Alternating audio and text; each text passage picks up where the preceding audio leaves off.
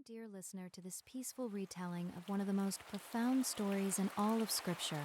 Tonight, we journey into the ancient land of Uz, where we will meet a man named Job, a man whose story has echoed through the millennia, touching hearts and stirring souls with questions about suffering, faith, and the nature of God Himself. As you settle into your rest tonight, let the weight of the day fall away. Breathe deeply. Allow your body to relax into stillness. This is a story that unfolds slowly, like the desert sunrise over the hills of Uz. And there is no hurry. We have time to walk through every moment, every conversation, every question that arose in Job's heart. This is part one of Job's journey, and we will not rush toward the ending tonight. Instead, we will immerse ourselves in the beginning, in the beauty of what was, and in the mystery of what came to pass. In the land of Uz, there lived a man whose name was Job. Now, the land of Uz was a place of rolling hills and vast expanses, where the sky stretched endlessly blue by day and glittered with countless stars by night. It was a land where shepherds tended their flocks, where the wind whispered across the grasslands, and where life moved to the ancient rhythms of planting and harvest, birth and celebration. But Job was no ordinary man in this land. The scripture tells us something remarkable about him. From the very first breath of his story, it says that Job was blameless and upright. These words are not given lightly in the sacred text. To be blameless did not mean Job was perfect in the way that only God is perfect, but rather that his character was whole, complete, integrated. There was no duplicity in him, no hidden darkness that contradicted his public face. He was upright, standing tall in his integrity like a strong cedar of Lebanon. But there is more. The text tells us that Job feared God. This fear was not terror or dread, but rather a deep, profound reverence, the kind of awe that catches in your throat when you witness something holy, something far greater than yourself. Job lived his life in the awareness of the divine, in recognition that his days unfolded under the gaze of the Eternal One. And finally, we are told that Job turned away from evil. This was not passive avoidance, but active resistance. When temptation came to speak falsely, Job chose truth. When opportunity arose to gain at another's expense, Job chose justice. When anger threatened to consume him, Job chose peace. Day by day, choice by choice, Job built a life of righteousness. Now Job was not merely righteous, he was also abundantly blessed. Let us walk through the inventory of his life, for it paints a picture of a man who had received much from the hand of providence. Job had 7 sons and 3 daughters. Can you imagine the joy of such a household? 10 children, 10 unique personalities, 10 souls to love and nurture. The ancient world treasured children as blessings, as living proof of God's favor. And Job had been given a multitude. His home would have echoed with voices, the laughter of the young ones, the conversations of the older children, the constant hum of a family fully alive. But Job's wealth extended beyond his children. He possessed 7,000 sheep. Picture them now in your mind's eye. Vast flocks dotting the hillsides, their woolly bodies moving like clouds across the earth. 7,000 sheep represented not just wealth, but responsibility. Shepherds to employ, pastures to maintain, seasons of shearing and lambing to oversee. He had 3,000 camels. These magnificent creatures, ships of the desert, were the transportation and trade vessels of the ancient world. With 3,000 camels, Job could move goods across vast distances, engage in commerce with far-off lands, and maintain connections with traders from every direction. The camel's distinctive silhouette against the setting sun, their patient endurance, their ability to traverse the harshest terrain, all of this was part of Job's daily life. 500 yoke of oxen belonged to Job. These powerful animals pulled the plows that turned the earth, making possible the crops that would feed not only Job's household, but many others as well. 500 yoke meant 1,000 oxen, a force of agricultural productivity that staggers the imagination. The fields Job could cultivate with such resources would stretch to the horizon, and he had 500 female donkeys. These sure-footed creatures carried burdens, transported goods to market, and served as the reliable workhorses of daily life. The female donkeys would also bear young, continually replenishing and expanding Job's herds. Beyond all these animals, Job had a very great household. This phrase encompasses so much. servants who managed the flocks, maidens who worked in the house, stewards who oversaw various enterprises, craftsmen who maintained tools and structures, cooks who prepared meals, and countless others whose lives were intertwined with Job's prosperity. Job was not merely wealthy. He was responsible for a small community, an economic ecosystem that provided livelihood for many families. The scripture tells us something else significant. Job was the greatest of all the people of the East. This was not merely about material wealth, though he certainly had that in abundance. This greatness encompassed his reputation, his wisdom, his influence, and his character. When people spoke of the great men of the eastern lands, Job's name was foremost. Travelers would have heard of him. Traders would have spoken his name with respect, and those seeking justice or counsel would have made their way to his gates. Now, let us observe something beautiful about Job's family. His sons used to take turns holding feasts in their homes. Can you picture this custom? Each son, in rotation, would open his house to his brothers and sisters. Perhaps the eldest son's feast was a grand affair, with the finest foods and most elaborate preparations. Perhaps the youngest son's gathering was more intimate, with stories and songs late into the night. They would invite their three sisters to eat and drink with them. This detail is significant, for in the ancient world, women were not always included in such celebrations. But Job's family was different. The daughters were welcomed, cherished, included in the joy and fellowship of their brothers. These were not mere formal occasions, but genuine celebrations of family bonds. And Job? What did Job do during these times?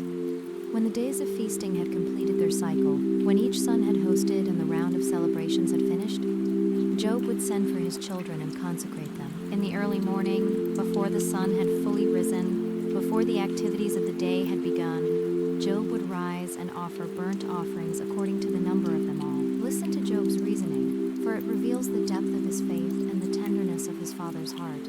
Job would say to himself, "It may be that my children have sinned and cursed God in their hearts." He did not assume the worst of his children, but neither did he assume perfection. In wisdom and love, he understood that in the midst of celebration and abundance, it would be easy for young hearts to grow careless, to speak thoughtlessly, to let reverence slip into presumption. So Job interceded for them. He stood between his children and heaven, offering sacrifices that covered any waywardness, any moment of spiritual carelessness, any thought that dishonored the Holy One. This was not once or twice, but continually. The scripture says, this is what Job always did. It was his practice, his pattern, his faithful routine. As regular as the sunrise, as constant as the seasons, Job prayed for his children. Can you feel the peace of such a life? The rhythm of prosperity and piety, of family joy and faithful intercession, of daily work and deep devotion. This was Job's life in the land of Uz, a life that seemed as solid and enduring as the ancient hills themselves. But now, the story shifts. The narrator's voice, which has been focused on the earthly realm of Uz, suddenly lifts our perspective. We are transported from the hills and houses of Job's world into another realm entirely, the throne room of heaven itself. One day, the sons of God came to present themselves before the Lord. Pause here and let the wonder of this scene fill your imagination. The sons of God, these heavenly beings, these angels and divine messengers, gathering in the presence of the Almighty.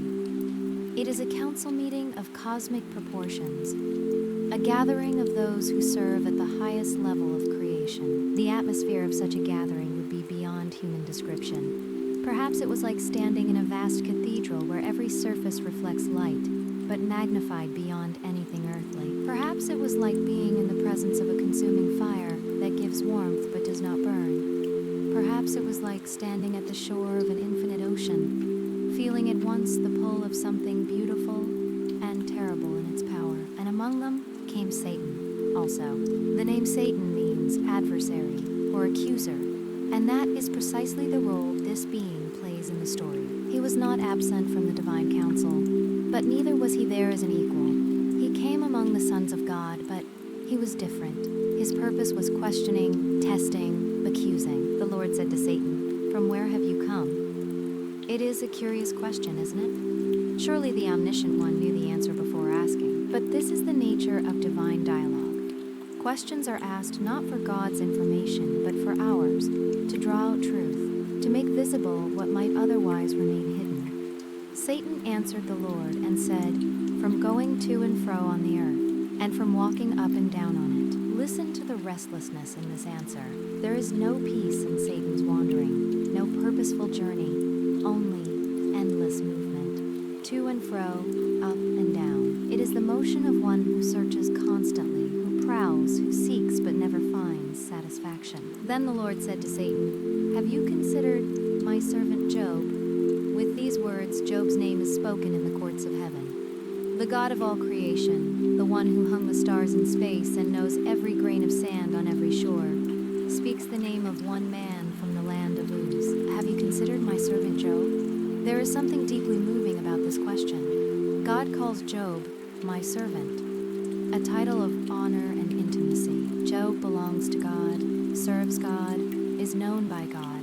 And then God continues with a description that mirrors exactly what we were told at the story's beginning, that there is none like him on the earth, a blameless and upright man who fears God and turns away from evil. God is boasting about Job.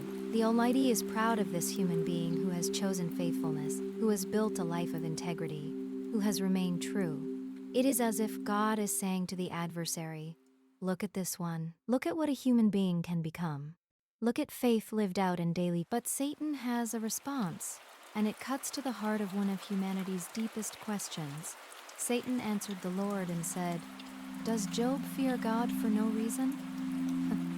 This question drips with cynicism. The accuser is suggesting that Job's faith is not real faith at all, but merely enlightened self-interest.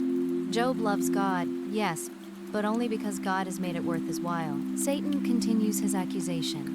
"Have you not put a hedge around him and his house and all that he has on every side?" The image is vivid. God is a protective gardener, having built a fence around Job's life that keeps out all harm, all loss, all suffering. Within this hedge, Job flourishes like a plant in the most favorable conditions. "You have blessed the work of his hands," Satan goes on, "and his possessions have increased in the land.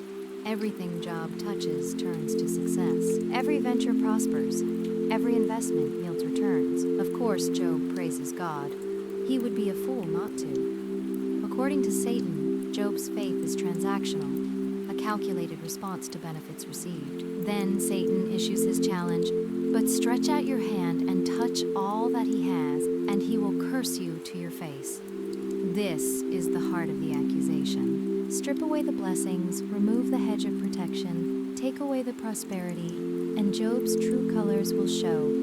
His worship will turn to cursing, his faith will crumble, his integrity will dissolve like mist before the morning sun. The adversary is claiming that human faithfulness is always conditional, that love for God cannot exist apart from tangible benefits, that righteousness is merely a strategy for obtaining divine favor. It is a dark view of humanity, a cynical assessment of the human heart. And how does God respond?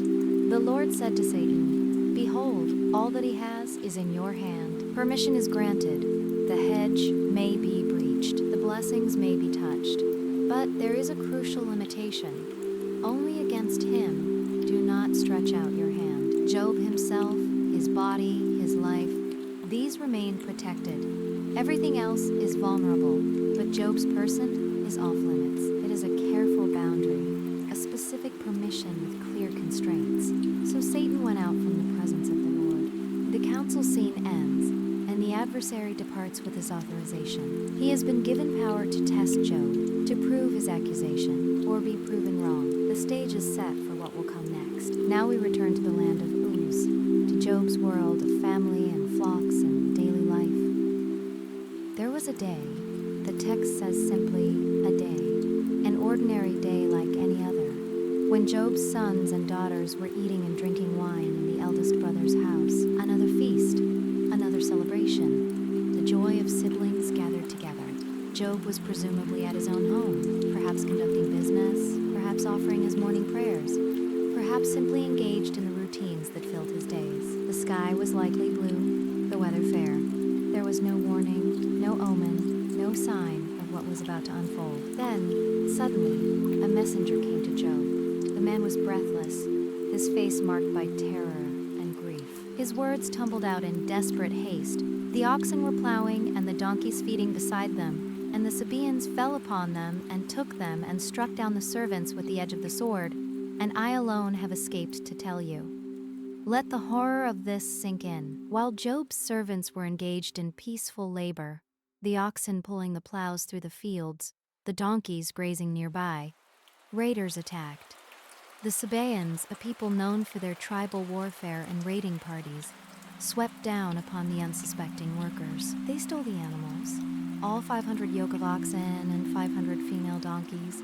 But worse than the theft was the violence. They killed the servants, struck them down with swords. Human lives, people who had families of their own, people who had risen that morning expecting an ordinary day of work, all dead. And this messenger, this one survivor, had run to bring the news to Job. Can you imagine his trauma? He had watched his fellow workers die, had somehow escaped the slaughter, and now had to stand before his master and report the catastrophe. But before Job could even process this news, while the first messenger was still speaking, another arrived. The timing is important. The crises are coming so fast that Job cannot catch his breath between them. This second messenger also bore terrible news. The fire of God fell from heaven and burned up the sheep and the servants and consumed them, and I alone have escaped to tell you. The fire of God, lightning, perhaps a massive lightning storm, or some other heavenly fire. Whatever the exact nature of the phenomenon, it was devastating and complete. 7,000 sheep, gone in moments. More servants, dead. The grazing flocks that had dotted the hillsides that morning were now ash and charred remains. And again, one lone survivor to bear witness to the horror. While this second messenger was still speaking, the text emphasizes the relentless pace. Another came. The Chaldeans formed 3 groups and made a raid on the camels and took them and struck down the servants with the edge of the sword. And I alone have escaped to tell you. 3,000 camels stolen. More servants killed. Another brutal raid, another act of violence, another piece of Job's life torn away. The Chaldeans, known as fierce warriors and skilled raiders, had coordinated their attack in 3 groups, making defense impossible. 3 catastrophes in rapid succession. Each messenger arrives while the previous one is still speaking. Each brings news of devastating loss. Loss of property, yes, but more importantly, loss of human life. The servants who died were under Job's care, part of his household, people he was responsible for. Their deaths would weigh on him. But even this was not the end. While this third messenger was yet speaking, the pattern continues, relentless and terrible. There came another. This fourth messenger brought news that would eclipse all the previous disasters combined. Your sons and daughters were eating and drinking wine in their eldest brother's house, and behold, a great wind came across the wilderness and struck the 4 corners of the house. And it fell upon the young people, and they are dead, and I alone have escaped to tell you. The words fall like hammer blows. Your sons and daughters, all of them, together in one place for their feast. A great wind, perhaps a tornado, perhaps a desert storm of unusual violence, came across the wilderness. It struck the 4 corners of the house, the phrase suggesting that the structure was hit from all sides simultaneously, giving no chance of escape. The house collapsed upon the young people gathered inside, and they are dead. All 10 of Job's children, gone in an instant. The 7 sons who took turns hosting feasts. The 3 daughters who were welcome to celebrate with their brothers. The children for whom Job rose early to offer sacrifices. The family that had filled his house with life and his heart with joy. Dead. The narrative pauses here, and we must pause with it. 4 messengers have come, one after another, each bearing worse news than the last. Job has lost his oxen and donkeys to raiders. He has lost his sheep to fire from heaven. He has lost his camels to coordinated attack. And most devastating of all, he has lost all 10 of his children to a sudden, violent natural disaster. In the space of perhaps an hour, perhaps less, Job's entire world has collapsed. The morning began like any other. Now, as he stands hearing the final messenger's words, everything has changed. The sounds of celebration that had filled his life are replaced by the silence of death. The prosperous future he might have imagined. Grandchildren to dandle on his knee, his children carrying on his legacy, his household continuing to grow and flourish. All of that is gone. Then Job arose. This simple phrase carries such weight. He could have collapsed. He could have frozen in shock. He could have refused to believe the reports. But Job arose. He stood. He acted. He responded to the unbearable reality before him. He tore his robe. This was the traditional sign of grief and mourning in the ancient world. The tearing of garments expressed the tearing of the heart, the rupture in the fabric of life. It was a physical manifestation of inner agony, a way of making visible the invisible devastation of the soul. He shaved his head. Another mourning custom, another sign of sorrow. Hair represented vitality, beauty, the normal adornments of life. To shave the head was to strip away these things, to embrace the bareness and vulnerability of grief. And then he fell on the ground. The same ground he had walked as the greatest man in the East. The same ground his vast flocks had grazed upon. The same ground his children had played on as youngsters. He fell upon it now, not in power, but in anguish. And he worshipped. In the midst of devastating loss, in the depths of grief so profound that most would be destroyed by it, Job worshipped. What does it mean to worship in such a moment? It is not the worship of joy and celebration. It is not the worship of gratitude for blessings received. It is something deeper, something that reaches beyond happiness or circumstances, to touch the very nature of faith itself. Job spoke, and his words have echoed through the centuries. Naked I came from my mother's womb, and naked shall I return. The Lord gave, and the Lord has taken away. Blessed be the name of the Lord. Let us sit with these words for a moment. Naked I came from my mother's womb. Job acknowledges the fundamental truth of human existence. We enter this world with nothing. Helpless infants who own nothing, control nothing, possess nothing. Everything we have in life comes to us as gift, as grace, as provision from beyond ourselves. And naked shall I return. Job looks forward to his own death with clear eyes. Whatever we accumulate in this life, whatever we build or gather or achieve, we cannot take it with us. We will leave this world as we entered it, possessing nothing. The Lord gave. Here is the acknowledgement of source. All that Job had, his children, his flocks, his wealth, his reputation, came ultimately from God's hand. They were gifts, blessings, provisions. Job had never claimed to be self-made, to have achieved his success purely through his own efforts. He knew the source of every good thing in his life, and the Lord has taken away. The hardest words to speak, yet Job speaks them. He does not blame the Sabaeans or the Chaldeans, though they were the human agents of his loss. He does not curse the lightning or the wind, though they were the natural forces that destroyed. He looks beyond secondary causes to the primary sovereignty of God. If God gave, then God has also taken away. Job does not understand why, does not grasp the reason, but he acknowledges the reality. Blessed be the name of the Lord.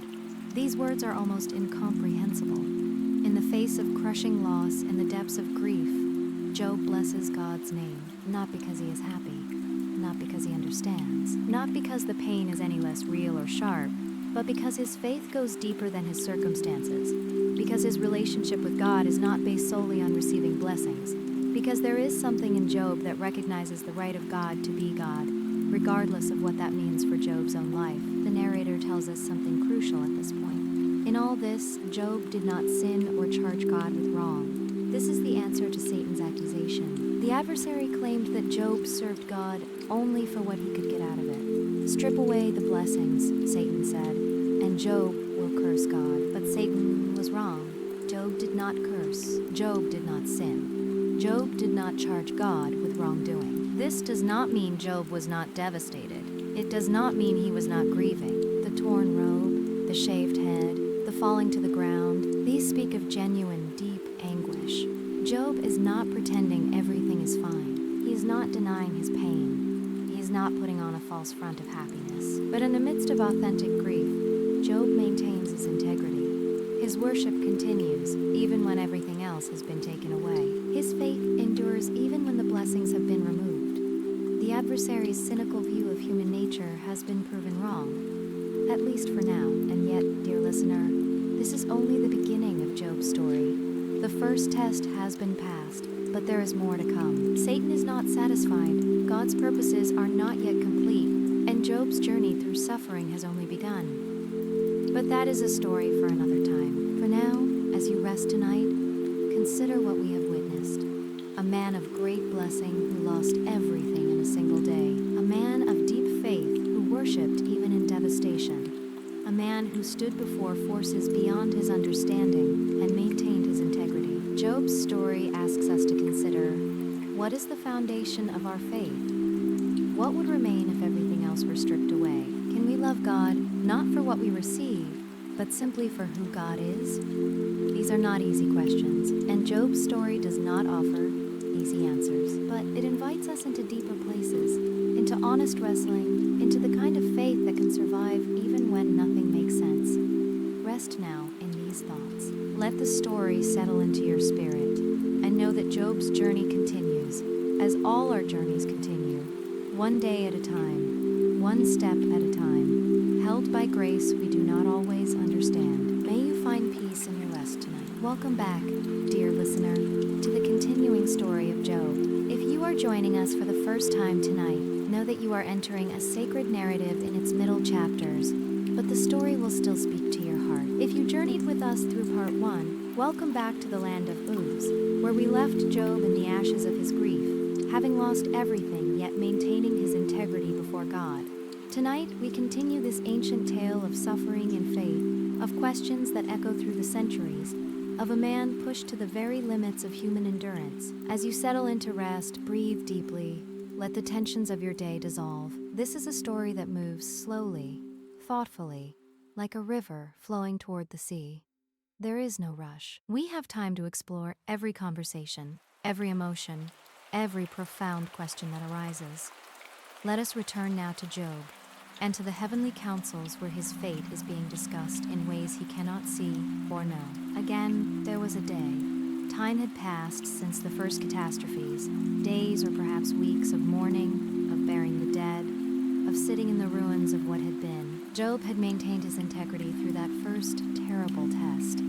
He had not cursed God. He had not charged the Almighty with wrongdoing. He had grieved, yes, deeply, authentically, but his faith had held firm. And once again, the sons of God came to present themselves before the Lord. The heavenly council reconvened, that gathering of divine beings, in the throne room of the Almighty. Picture again that scene of cosmic majesty, the assembled host of heaven, the presence of God like a consuming fire, the atmosphere charged with holy power, and Satan also came among them to present himself before the Lord. The adversary returned, the accuser, the one who prowls to and fro across the earth. His first test had failed to break Job, but he was not finished. Cynicism dies hard, and Satan had another theory, another accusation to make. The Lord said to Satan, "From where have you come?" The same question as before, establishing the same dynamic. God, who knows all things, asks not for his own information, but to draw out what must be said, to make explicit what might otherwise remain hidden. Satan answered the Lord, from going to and fro on the earth, and from walking up and down on it. The identical answer, revealing the same restless wandering, the same endless prowling. Nothing had changed in Satan's nature or his activities. He was still the adversary, still searching, still seeking. But now the Lord's next words carried an additional weight, a note of vindication. "Have you considered my servant Job, that there is none like him on the earth, a blameless and upright man, who fears God and turns away from evil?" The same description, the same divine pride in this faithful servant. But then God added something more. He still holds fast his integrity, although you incited me against him to destroy him without reason. Let us pause here, for these words are significant. He still holds fast his integrity. Job has passed the test. The adversary's accusation has been proven false. Job's faith was not merely transactional, not based solely on receiving blessings.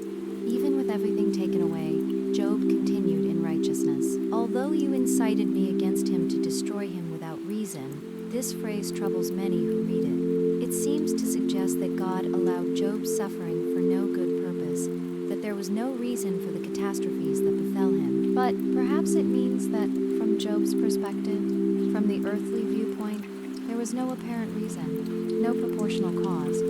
Job had done nothing to deserve such suffering. His integrity was genuine, not a facade that needed testing to be revealed. Then Satan answered the Lord with words that cut to an even deeper level. Skin for skin. All that a man has, he will give for his life. This cryptic phrase, skin for skin, likely refers to an ancient expression about trading or bartering. Satan is saying that a person will give up anything, possessions, family, wealth, to preserve their own life. The first test took away Job's external blessings, but Job himself remained untouched, healthy, physically whole. According to Satan, this is why Job's faith endured. The adversary continues, "But stretch out your hand and touch his bone and his flesh, and he will curse you to your face." Here is the new accusation. Job's faith will only hold while Job himself is spared. Take away his possessions, even his children, and Job will still worship.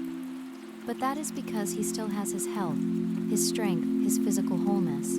Let suffering touch his own body. Let pain become his constant companion. Let his flesh be afflicted. And then, Satan claims, then Job will finally reveal his true nature. Then the cursing will come. Then the facade of faith will crumble. It is a darker accusation than the first, suggesting that all human faith has its breaking point, that there is a level of personal suffering beyond which no one can maintain integrity, that the body's pain will eventually overwhelm the spirit's commitment. And the Lord said to Satan, "Behold, he is in your hand. Only spare his life." Permission granted again, but with a crucial boundary. Job's body may be touched, afflicted, made to suffer, but his life must be preserved. He must not die. The test must continue. The question must be answered. Can faith survive not only the loss of blessings, but the presence of intense physical suffering? So Satan went out from the presence of the Lord. The council ended. The adversary departed with his new authorization, and the scene shifted once more from heaven to earth, from the cosmic to the intimate, from the throne room of God to the ash heap where Job sat in mourning. And Satan struck Job with loathsome sores from the sole of his foot to the crown of his head. The affliction was total, covering Job's entire body. These were not minor irritations, but loathsome sores. The Hebrew suggests something repulsive, painful, perhaps oozing or festering. From his feet to his head, no part of Job was spared.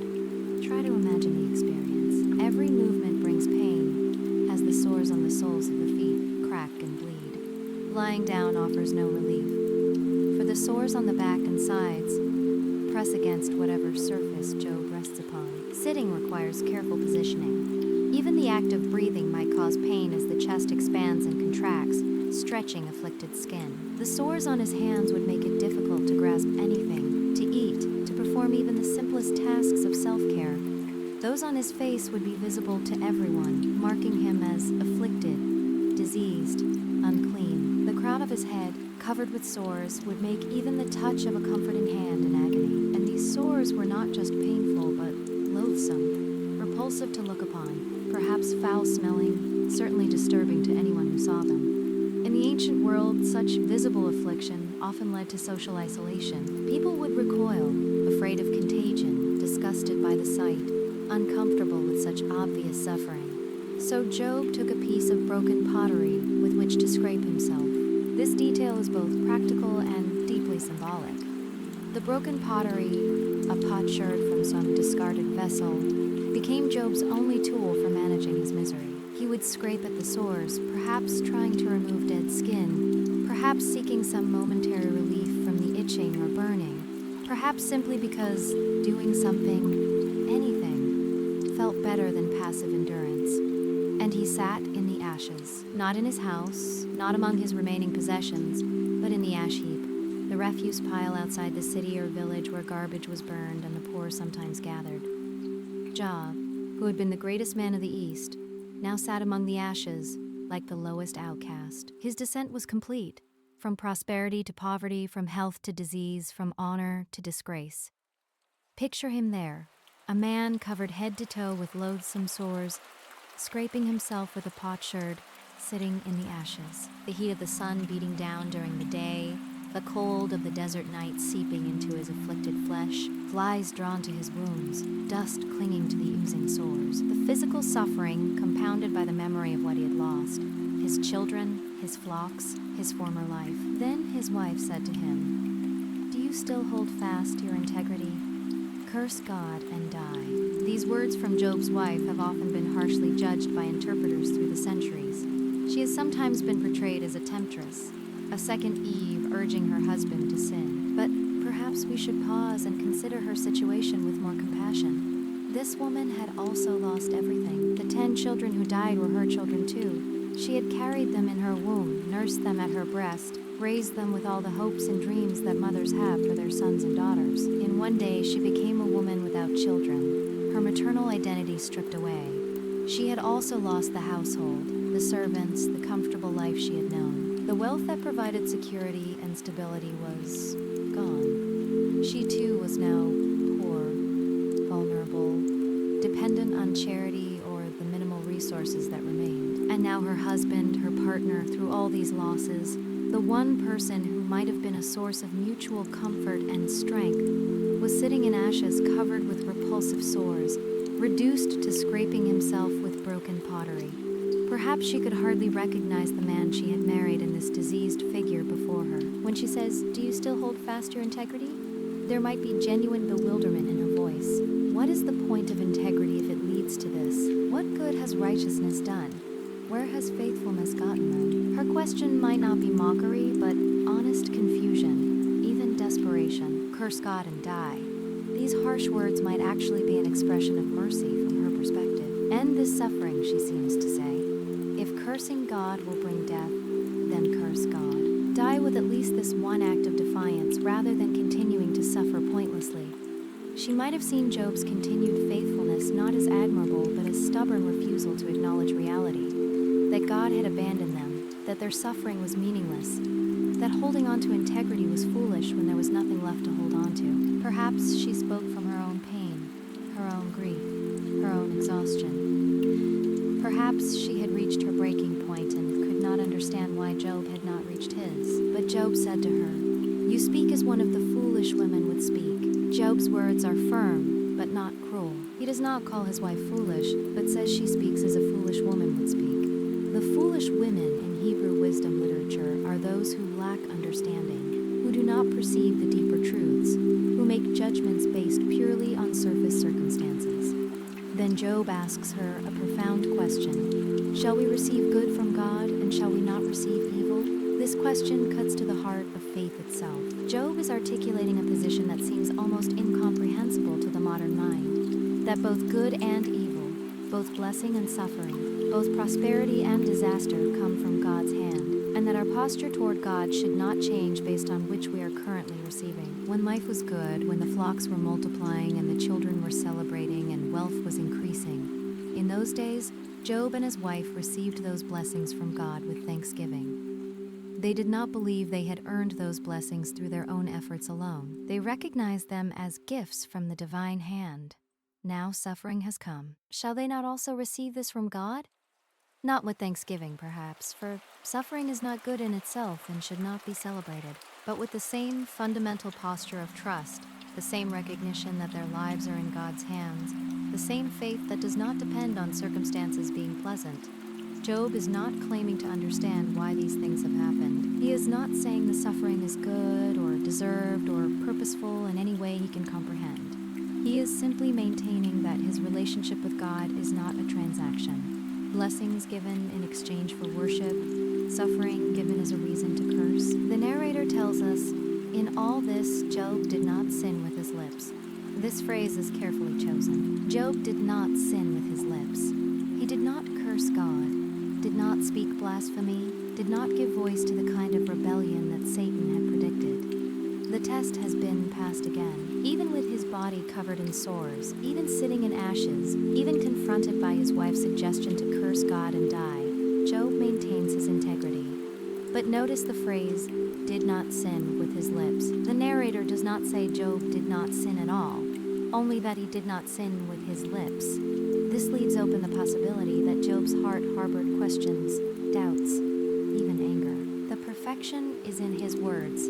in his outward faithfulness, even while his inner life might have been a tumult of confusion and pain. Now, when Job's 3 friends heard of all this evil that had come upon him, they came each from his own place. News had traveled, news of Job's catastrophic losses, news of his affliction. In the ancient world, such news would spread through the networks of traders and travelers, carried from town to town, each telling more tragic than the last.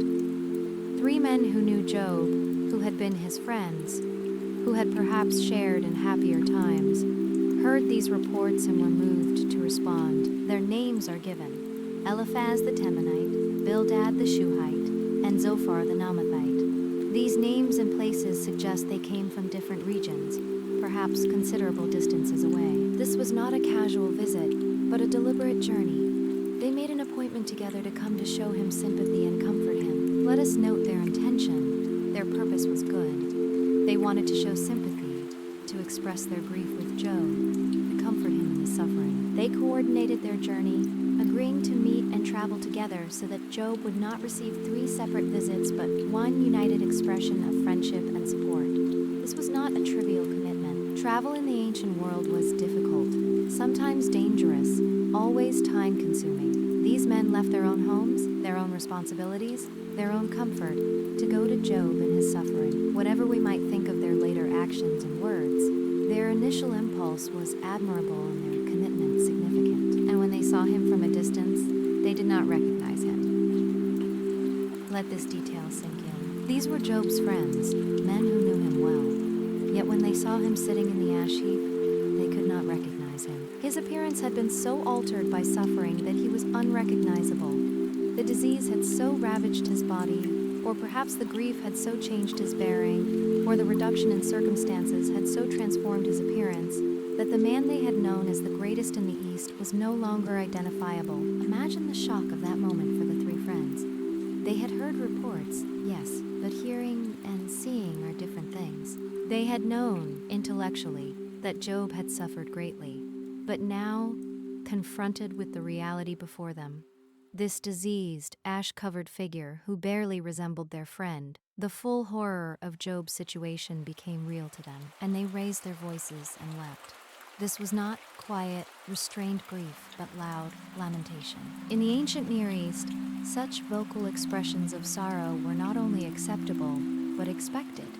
The friends wept aloud, giving voice to their shock and sorrow, expressing through sound what words could not adequately convey. And they tore their robes. Just as Job had torn his robe in his own grief, now his friends performed the same ritual. They identified with his suffering, made visible their own emotional devastation at what had befallen their friend. The tearing of robes was solidarity in sorrow, a physical act that said, "Your grief is our grief, your loss touches us." And they sprinkled dust on their heads toward heaven. More ritual mourning, another traditional expression of sorrow. The dust thrown upward and falling back down upon their heads symbolized return to the earth, the mortality of all things, the weight of grief settling upon them. It was a prayer without words, a gesture toward heaven that acknowledged the divine realm even in the midst of earthly catastrophe. And they sat with him on the ground 7 days and 7 nights, and no one spoke a word to him, for they saw that his suffering was very great. Here is one of the most powerful scenes in all of Scripture, and it unfolds in silence. For 7 days and 7 nights, a full week, the traditional period of intense mourning, the 3 friends simply sat with Job, on the ground, at his level, not standing above him, but sharing his posture of grief. Not in a comfortable house, but there in the ash heap, exposed to the elements, uncomfortable, dusty, hot during the day and cold at night. And they said nothing. This was not awkward silence, not the silence of those who do not know what to say. This was intentional, reverent silence. They saw that Job's suffering was very great, so great that words would be inadequate, perhaps even insulting. What could one say in the face of such loss, such pain, such complete devastation? Their silence was a gift. It was presence without platitudes, company without commentary, solidarity without solutions. They did not rush to explain Job's suffering, did not immediately launch into theories about why this had happened, did not offer quick comfort or easy answers. They simply sat, bearing witness to their friend's pain, allowing him the space to grieve without having to respond to them, without having to make them comfortable with his discomfort. Picture those 7 days and nights, the sun rising and setting, the heat of midday giving way to the chill of evening, the sounds of the world continuing around them, birds calling, wind rustling, distant voices of people going about their lives, and there in the ash heap, 4 men sitting in silence, 3 of them keeping vigil with one who suffered. Perhaps at times they wept together. Perhaps at times they sat with eyes closed, each lost in their own thoughts. Perhaps at times they dozed, exhausted by the heat and the emotional weight of the vigil, but they did not leave. They did not abandon Job to his solitude. They stayed. This silence was holy. It was the silence of true companionship, the silence of those who know that their presence matters more than their words, the silence of love that does not demand response or reciprocation, but simply exists alongside suffering. If only the story could have remained in this silence. If only the friends had continued in their gift of wordless presence. But after 7 days, the silence would be broken, and what follows would be very different from this initial grace. It was Job who spoke first, not the friends. They had maintained their silence, but Job's suffering was too great to be held in any longer. For 7 days it had built inside him, the pain of his body, the grief for his children, the confusion about why this had happened, the weight of loss upon loss upon loss. And when Job finally spoke, what emerged was not cursing God. He had not done that and would not do that, but cursing the day he was born. If he could not curse God, he could at least curse his own existence, wish that he had never been born, long for the non-existence that would mean no capacity for suffering. Job said, "Let the day perish on which I was born, and the night that said, a man is conceived." These are words of profound despair. Job wishes he could reach back through time and erase his own beginning. The day of his birth, which his parents must have celebrated with joy, which marked the arrival of this child who would grow to become the greatest man of the East. Job wishes that day had never existed. Let it perish. Let it be removed from the calendar of days. Let it be as though it never was. And the night of his conception, that private, intimate moment when his parents came together and his existence began in his mother's womb, Job wishes that night could be undone. The announcement that was made, perhaps by a midwife or by his mother herself, "A man is conceived. Let that day be darkness. May God above not seek it, nor light shine upon it." Job wants his birthday to be swallowed by darkness, to be forgotten even by God. Normally light is a blessing, a sign of God's favor and presence. But Job wishes darkness for the day of his birth. Not the good darkness of restful night, but the darkness of non-existence, of void, of that which God does not attend to or care for. Let gloom and deep darkness claim it. Let clouds dwell upon it. Let the blackness of the day terrify it. The imagery intensifies. Gloom and deep darkness are personified, claiming the day like creditors claiming a debt. Clouds should dwell upon it permanently, blocking any light. The blackness should be so complete that even the day itself would be terrified. A poetic paradox, the day afraid of its own darkness. That night, let thick darkness seize it. Let it not rejoice among the days of the year. Let it not come into the number of the months. The night of his conception should be seized by darkness and removed from the calendar entirely. Other nights get to be counted, to be part of the regular succession of months and years, to have their place in time. But this night should be excised, erased, made as though it never happened. Behold, let that night be barren. Let no joyful cry enter it. Conception is normally a cause for joy, but Job wishes this night had been barren, fruitless, empty. The joyful cry of lovers, the celebration of life being created. Job wishes all of that could be removed, that the night could be sterile and silent. Let those curse it who curse the day, who are ready to rouse up Leviathan. Here Job references ancient mythology, speaking of those who supposedly had power to curse days and to awaken Leviathan, the great sea monster of chaos. He wishes these powerful cursors would turn their attention to his birthday, would use all their dark arts to make that day accursed. Let the stars of its dawn be dark. Let it hope for light, but have none, nor see the eyelids of the morning. Beautiful poetic imagery. The morning stars should be darkened, and the day should hope for light that never comes. The eyelids of the morning is a lovely metaphor for dawn, the first rays of sun that seem to open like eyes. But Job wishes his birthday had remained in darkness, never seeing that dawn. Because it did not shut the doors of my mother's womb, nor hide trouble from my eyes. Here is the reason for all this cursing. Because his birth led to his life, and his life led to the suffering. If the womb had remained closed, if he had never been conceived or never been born, then he would never have experienced this trouble. His eyes would never have seen his children die. His body would never have felt these sores. His heart would never have known this grief. It is a dark wish, isn't it? To desire never to have existed rather than to experience the suffering one is currently enduring. Yet who among us in our darkest moments has not understood something of this desire? Who has not wished, even briefly, that they could simply not be? That the pain could end not through healing, but through the cessation of existence itself? Job's lament continues, exploring another possibility, not that he had never been conceived, but that he had died at birth. Why did I not die at birth, come out from the womb and expire? This would have been a mercy, Job suggests. To be born but not to live, to pass from the womb directly into death, never drawing breath, never opening eyes to see the world. His parents would have grieved, yes, but only for the child they never knew, not for years of relationship and love. And Job himself would have been spared all that came after. Why did the knees receive me, or why the breasts that I should nurse? The image is tender, even in its darkness. Someone's knees received the newborn Job, perhaps his mother's lap, perhaps a midwife's arms, perhaps his father's embrace. Someone held him in those first vulnerable moments, and breasts were offered so that he could nurse, so that he could receive the nourishment that would allow him to grow and thrive. Why? Job asks. Why was he received and nourished rather than allowed to slip away into death? From his current perspective of suffering, this seems like a cruelty rather than a kindness. The care that kept him alive led ultimately to this pain. Then I would have lain down and been quiet. I would have slept. Then I would have been at rest.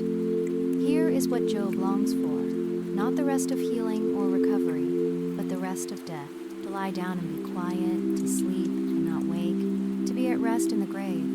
This is not actively suicidal desire, not a plan to take his own life, but rather a wish that he had never had to live it in the first place. Death, in Job's imagination at this moment, is not a terror but a refuge. It is the end of pain, the cessation of suffering, the place where troubles finally cease and the weary are at rest. Job continues with a meditation on death that is remarkably egalitarian, with kings and counselors of the earth who rebuilt ruins for themselves, or with princes who had gold, who filled their houses with silver. In death, Job would be equal to the greatest rulers, the wisest counselors, the wealthiest princes, those who built monuments, who accumulated gold and silver, who filled their houses with treasure. In death, they are no greater than anyone else. Job, in his suffering and poverty, would lie in the same realm as these mighty ones. Or why was I not as a hidden stillborn child, as infants who never see the light? Again the wish for stillbirth, this time described as a hidden thing, a child who never saw light. There is something almost gentle in this image, a child spared not only life's suffering, but even life's knowledge, sleeping in darkness, unknown and unmourned except perhaps by the mother who carried it. There, the wicked cease from troubling, and there the weary are at rest. This is perhaps the most poignant line in Job's entire lament. In death, the wicked, those who cause trouble, who oppress, who make life difficult for others, finally cease their troubling. They can no longer harm, no longer oppress, no longer cause suffering, and the weary are at rest. Job knows he is weary in body from the pain of his sores, weary in heart from the grief of his losses, weary in spirit from the confusion of his circumstances. Death in this vision is simply rest for the weary. It is not punishment but relief, not terror but peace. There the prisoners are at ease together. They hear not the voice of the taskmaster. Those who lived as prisoners, whether literal captives or those enslaved by circumstances, find ease in death. The harsh voice of the taskmaster, demanding more work, threatening punishment, allowing no rest, that voice is finally silent in death. The small and the great are there, and the slave is free from his master. The great democracy of death. All distinctions of status disappear. The small person and the great person lie down together as equals. The slave, who in life had no freedom, no choice, no autonomy, is finally free. The master's power extends only to the boundaries of life. Death liberates the enslaved. Now Job's lament takes on a different tone, asking the question that drives his despair.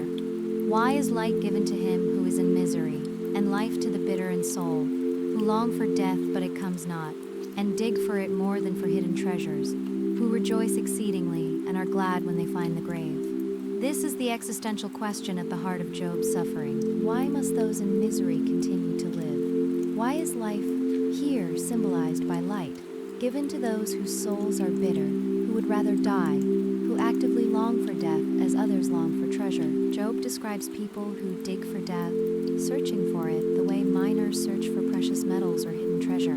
They would rejoice to find the grave, would be glad, exceedingly glad, to die. Yet death does not come. They are trapped in suffering with no escape, forced to continue living when life has become unbearable. Why is light given to a man whose way is hidden, whom God has hedged in? Here Job echoes, perhaps unknowingly, the language that Satan used in the heavenly council.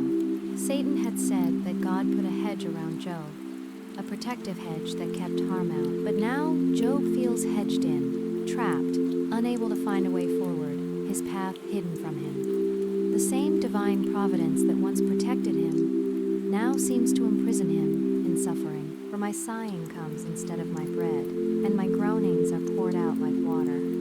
His groanings pour out like water, endless and unstoppable, flowing from him constantly like water from a spring. For the thing that I fear comes upon me, and what I dread befalls me. What did Job fear?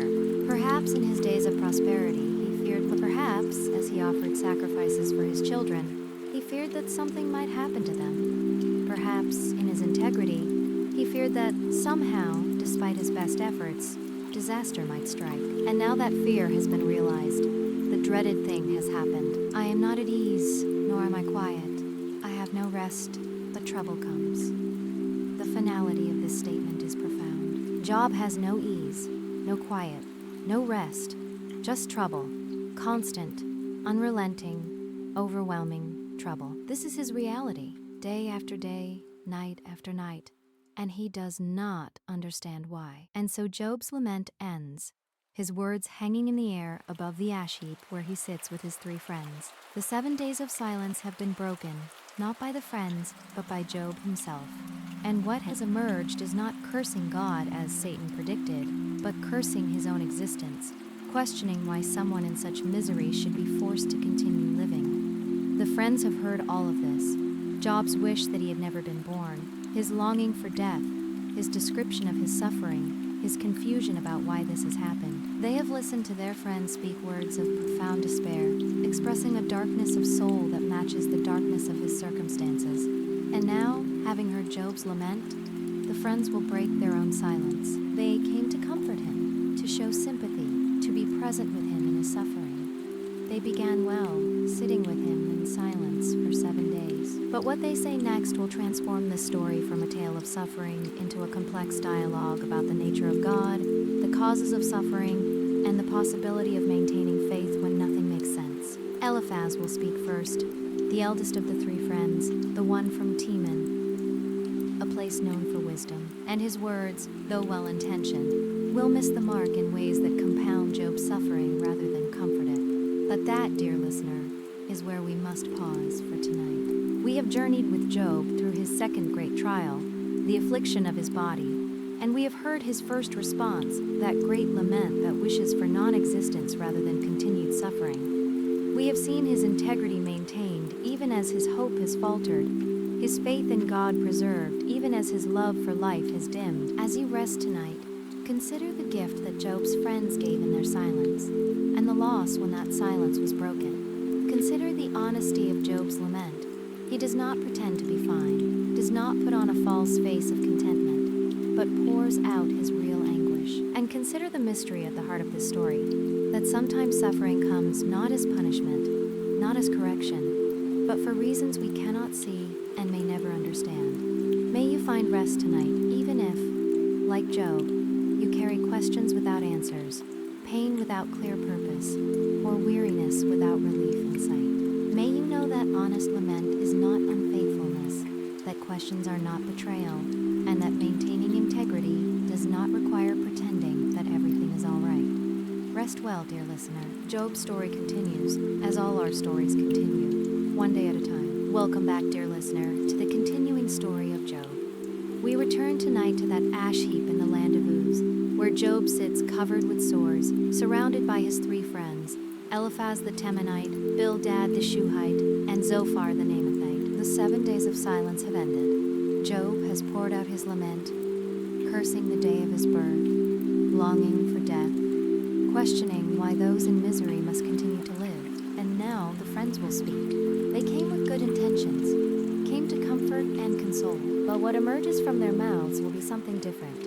A theology of suffering that, while perhaps comforting to those who are well, will be crushing to one who already sits in ashes. As you settle into rest tonight, breathe deeply and let go of the tensions you carry. This is a story of conversations that unfold slowly, arguments that develop over time, speeches that circle around the great questions of human existence. There is no need to rush. We will walk through these dialogues together, listening carefully to what is said and what remains unspoken. Let us return now to the ash heap, where Eliphaz is about to break the silence. Then Eliphaz the Temanite answered and said, "If one ventures a word with you, will you be impatient? Yet who can keep from speaking?" Notice how Eliphaz begins, with politeness, with deference, with an acknowledgement that perhaps Job would prefer continued silence. If one ventures a word with you, will you be impatient? It is almost apologetic, as if Eliphaz knows he is taking a risk in speaking, breaking the sacred silence that is held for 7 days. Yet who can keep from speaking? After hearing Job's lament, after sitting with his suffering, Eliphaz feels compelled to respond.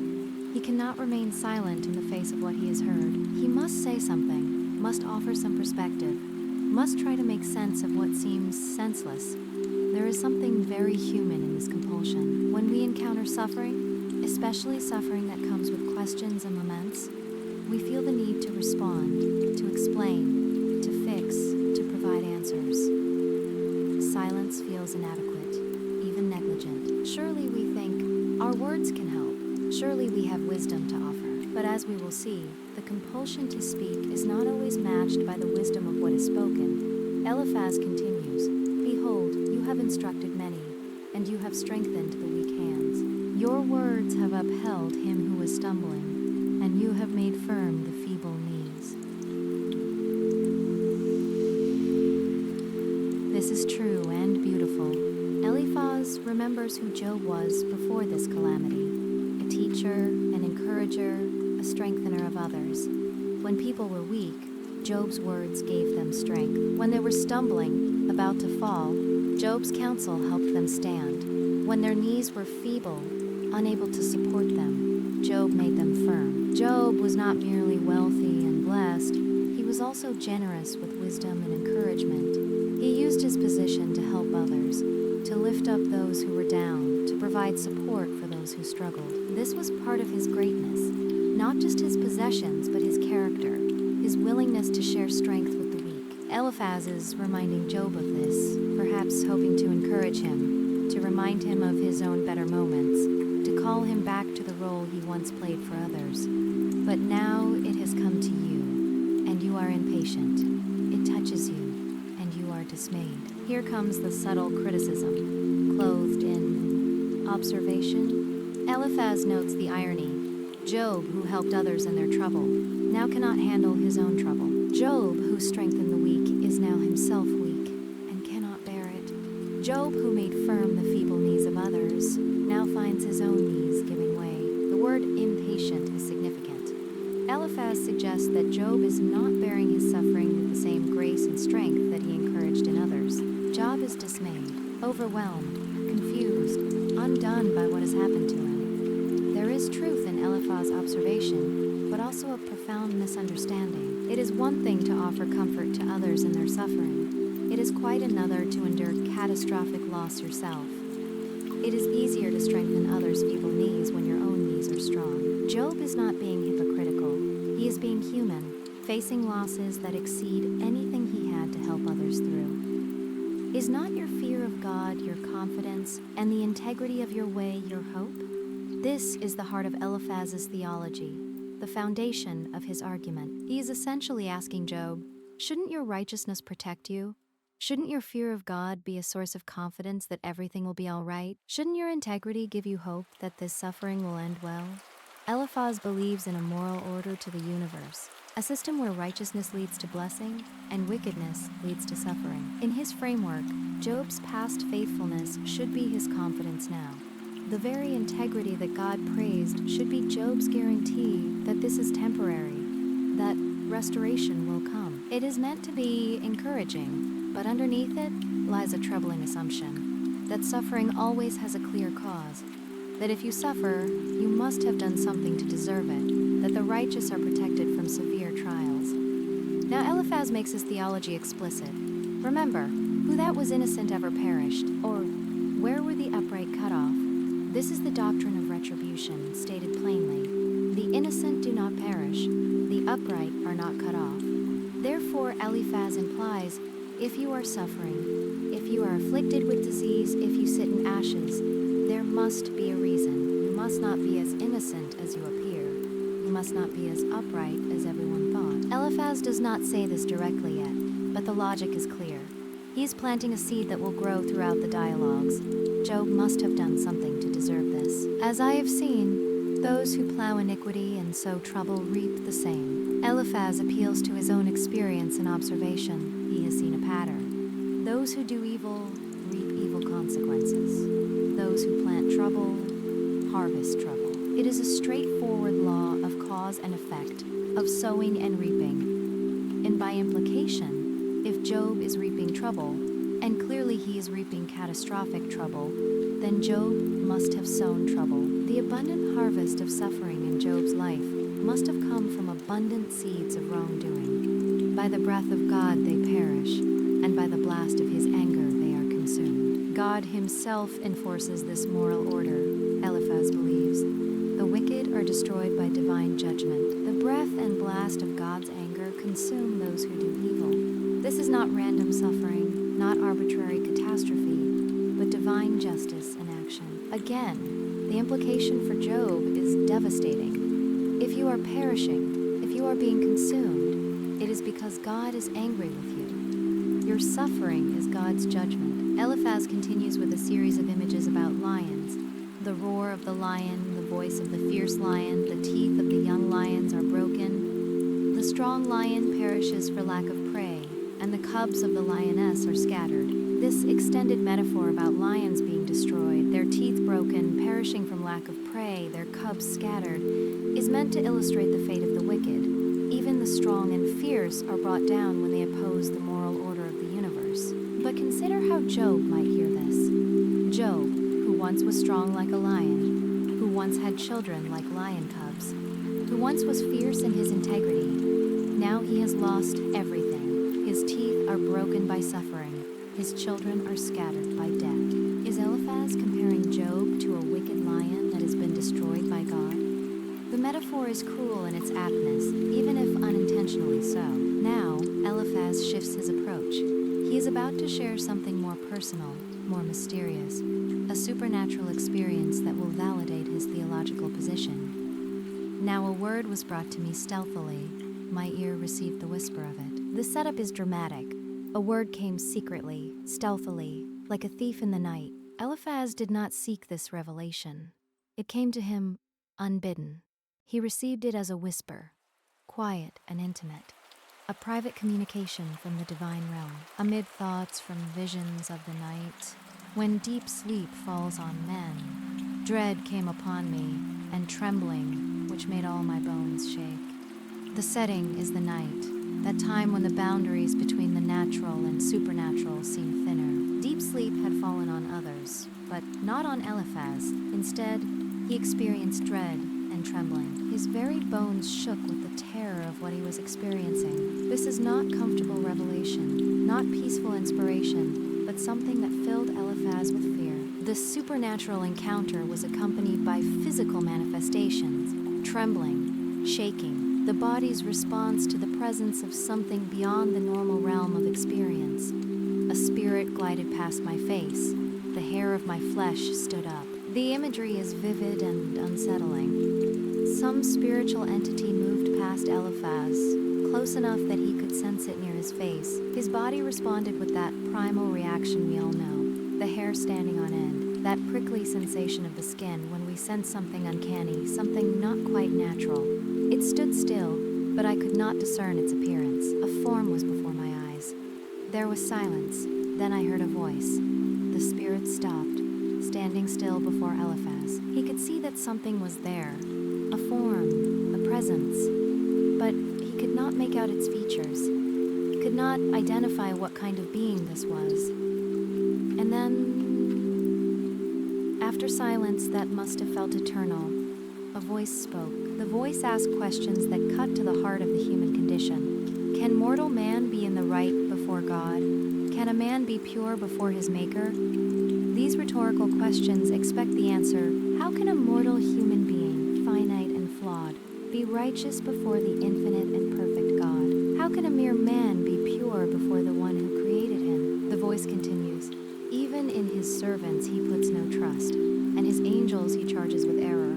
Even the angels, those beings far superior to humans, are found faulty by God. Even the servants who stand in God's immediate presence are not fully trusted by him. If even angels are charged with error, what hope do humans have of being found righteous? How much more those who dwell in houses of clay, whose foundation is in the dust, who are crushed like the moth? And if angels are imperfect, how much more so are humans? These creatures who dwell in bodies of clay, whose very foundation is dust, who can be crushed as easily as a moth between thumb and finger. The fragility and fallibility of humanity is emphasized through these images. Between morning and evening, they are beaten to pieces. They perish forever without anyone regarding it. Human life is brief and fragile. Between morning and evening, in the span of a single day, a human being can be destroyed. And often such destruction goes unnoticed, unregarded. The world continues on, indifferent to individual human suffering and death. Is not their tent cord plucked up within them, and they die, and that without wisdom? The tent cord, the rope that holds the tent upright, is pulled up and the whole structure collapses. And often this happens without wisdom. People die without understanding the meaning of their lives, without gaining the wisdom they sought, without answers to their questions.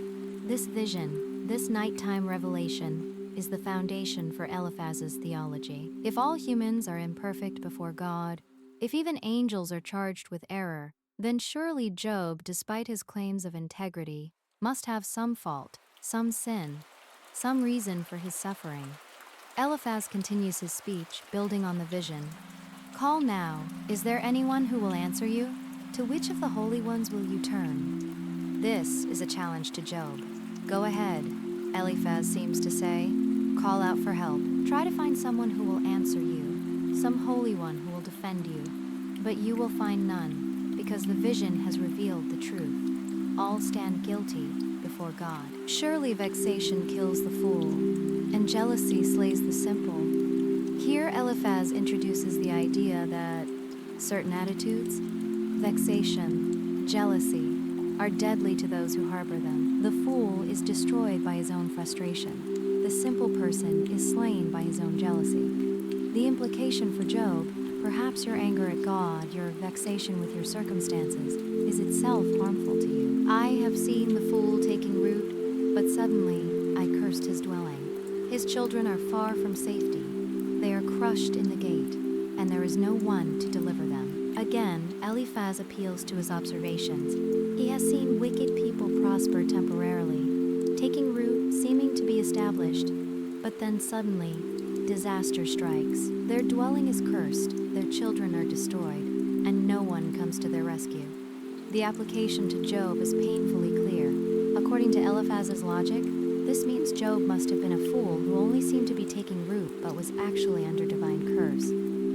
hungry eat his harvest, and he takes it even out of thorns, and the thirsty pant after his wealth. Even the prosperity of the wicked is ultimately consumed by others.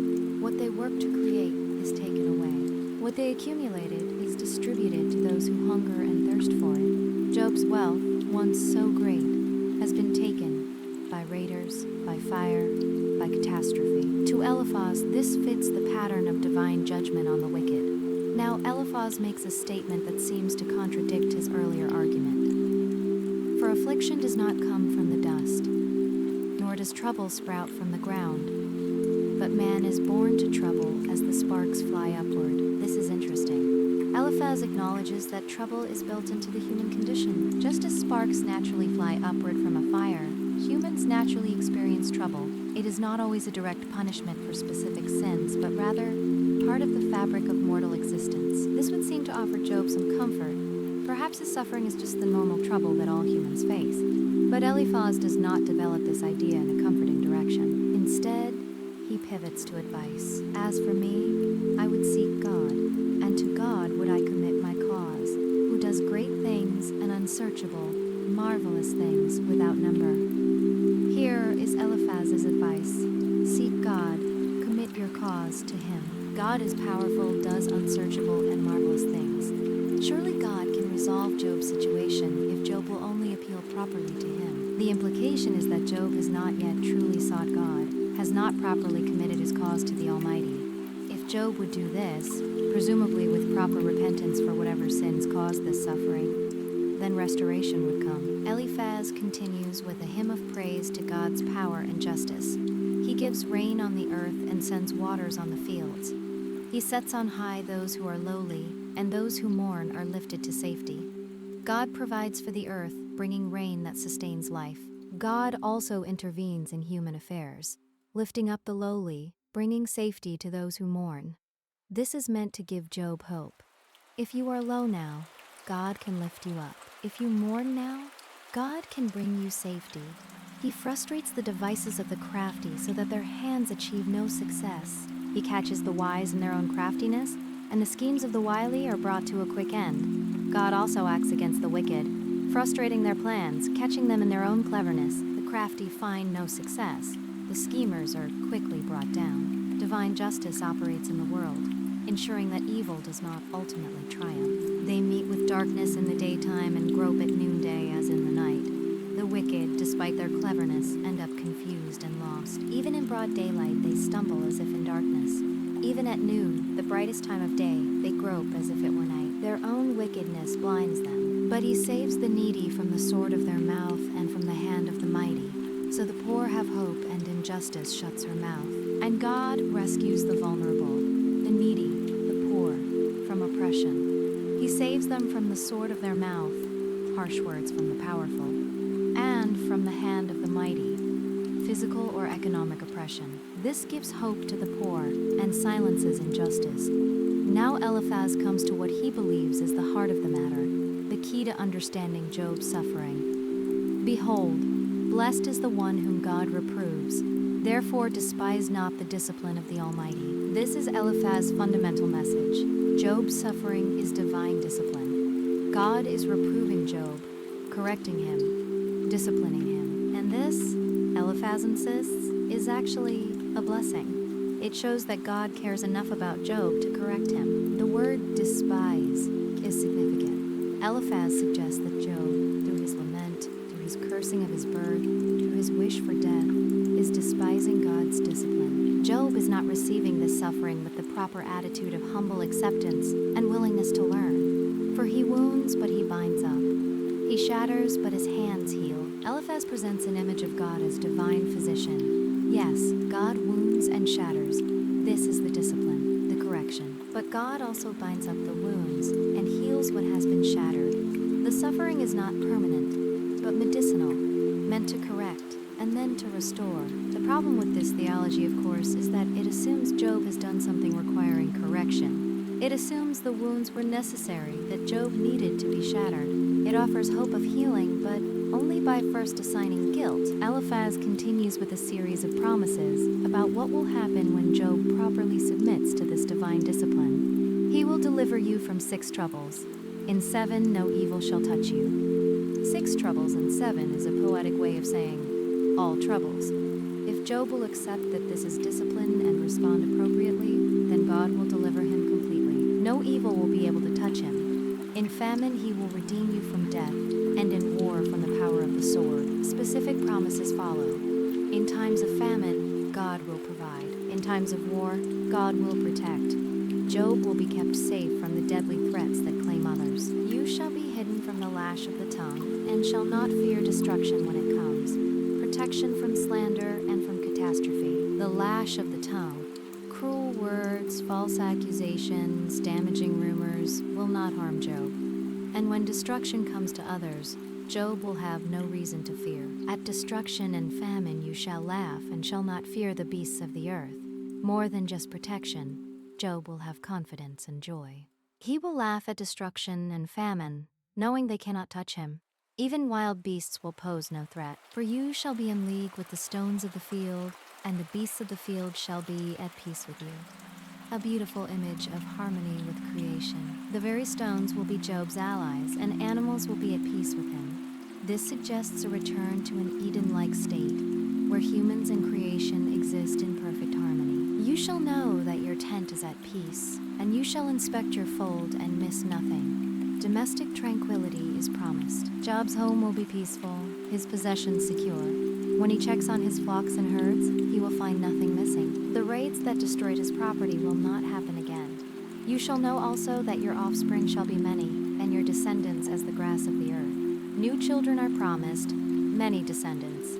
The loss of Job's 10 children will be replaced by numerous offspring who will multiply like grass covering the earth. Life will flourish again where death has reigned. You shall come to your grave in ripe old age, like a sheaf gathered up in its season. A peaceful, natural death at the end of a long life. Not the premature death Job wished for in his lament, but death that comes in proper time, like grain harvested when fully ripe. A death that is not tragedy, but completion. Behold, this we have searched out, it is true. Hear and know it for your good. This theology has been carefully examined. We have searched out and found to be true. He speaks not just for himself, but for all 3 friends. We, suggesting a consensus position. Hear and know it for your good. Job should listen to this counsel. It is offered for his benefit, for his restoration. If Job will accept that his suffering is divine discipline, repent of whatever sin caused it, and submit humbly to God, then all these promises of restoration will be fulfilled. It is a long speech, carefully constructed, mixing appeal to personal experience, supernatural revelation, but consider how Job might have heard all this. He sits in ashes, covered with sores, grieving his children, and his friend has just told him that this is all discipline from God, that Job must have done something wrong, that if Job will properly humble himself and repent, everything will be restored. The comfort Eliphaz intended to offer is not comforting at all. It is accusation dressed in the language of theology. It is blame presented as wisdom. It is salt poured into wounds under the guise of medicine. Then Job answered and said, "Oh, that my vexation were weighed, and all my calamity laid in the balances." Job begins not by defending himself against Eliphaz's accusations, but by trying to make his friend understand the magnitude of his suffering. Put my grief on one side of a scale, Job says. Put my calamity in the balance. See how heavy it is, for then it would be heavier than the sand of the sea. Therefore my words have been rash. The sand of the sea, an image of uncountable abundance, of weight beyond measuring. Job's suffering, if it could be weighed, would be heavier than all the sand on all the shores of all the seas. This is why his words have been rash, not because he is being rebellious or disrespectful, but because the weight of suffering pressing down on him has forced desperate words from his mouth. Job is not apologizing for his lament, but asking for understanding. His words were extreme, because his suffering is extreme. Anyone bearing such weight would speak rashly. For the arrows of the Almighty are in me. My spirit drinks their poison. The terrors of God are arrayed against me. This is Job's experience of what Eliphaz called discipline. To Eliphaz, God is wounding in order to heal. To Job, God's arrows are in him, poisoning his spirit. To Eliphaz, this is corrective discipline. To Job, these are the terrors of God arrayed against him like an army. Job is not denying that God is involved in his suffering. Indeed, he affirms it more directly than Eliphaz did. But Job's interpretation is different. This does not feel like a loving father disciplining a child. This feels like divine attack, like being targeted by God himself. Does the wild donkey bray when he has grass, or the ox low over his fodder? Job uses animal imagery to make a point. Animals do not cry out when their needs are met. The donkey is silent when it has grass to eat. The ox does not low when its feeding trough is full. They cry out only when they are hungry, when something is wrong. The application is clear. Job is crying out because he is truly suffering, not because he is ungrateful or rebellious. Just as animals' cries signal genuine need, Job's lament signals genuine agony. Can that which is tasteless be eaten without salt? Or is there any taste in the juice of the mallow? More images of unpleasant things. Tasteless food needs salt to be palatable. The juice of the mallow plant, whatever exactly that was.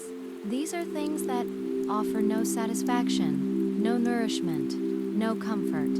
My appetite refuses to touch them. They are as food that is loathsome to me. Job's point seems to be that the comfort his friends offer is like tasteless food, like the juice of the mallow. It offers no real nourishment to his suffering soul. Or perhaps he is saying that life itself has become loathsome to him, something his very appetite refuses to touch. Oh, that I might have my request and that God would fulfill my hope, that it would please God to crush me, that he would let loose his hand and cut me off. Job has not been comforted by Eliphaz's speech. He still longs for death, still wishes God would finish what has been started. If God is attacking him, if God's arrows are in him, then let God complete the work. Let God crush him fully. Let loose the divine hand that has been somewhat restrained and cut off Job's life entirely. It is a dark prayer, a request for divine euthanasia. But Job sees it as merciful, a quick end rather than prolonged agony. This would be my comfort.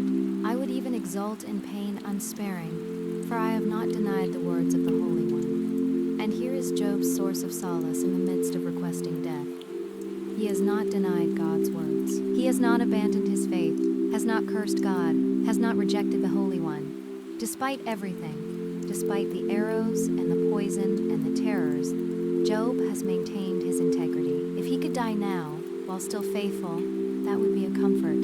He would even exult, rejoice, in the unsparing pain if it led to death while his integrity was still intact. Better to die faithful than to live long enough to break. What is my strength that I should wait? And what is my end that I should be patient? Job challenges Eliphaz's implicit call for patience.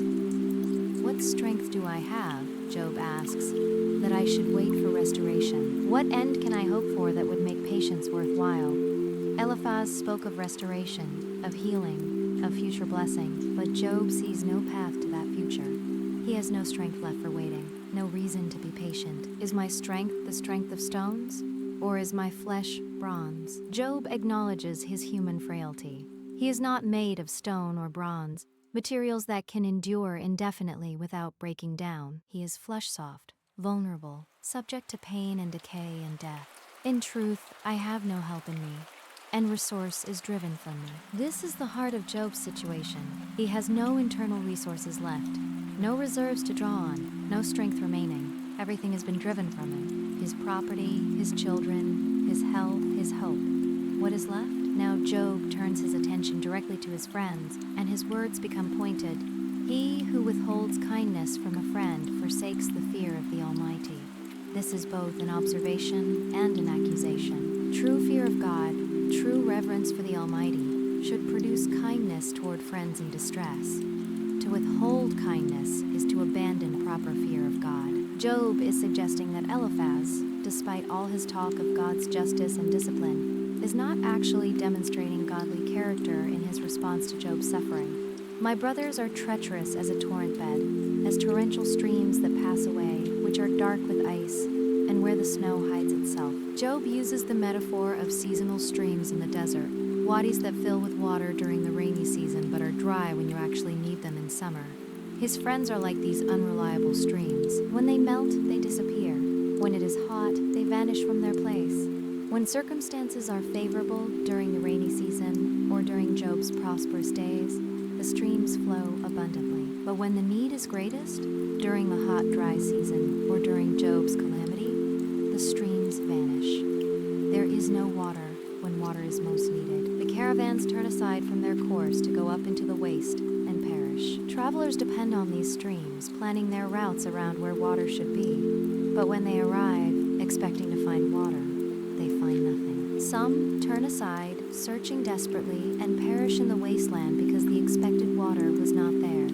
The caravans of Tema look. The travelers of Sheba hope. They are ashamed because they were confident. They come there and are disappointed. Specific caravans are mentioned.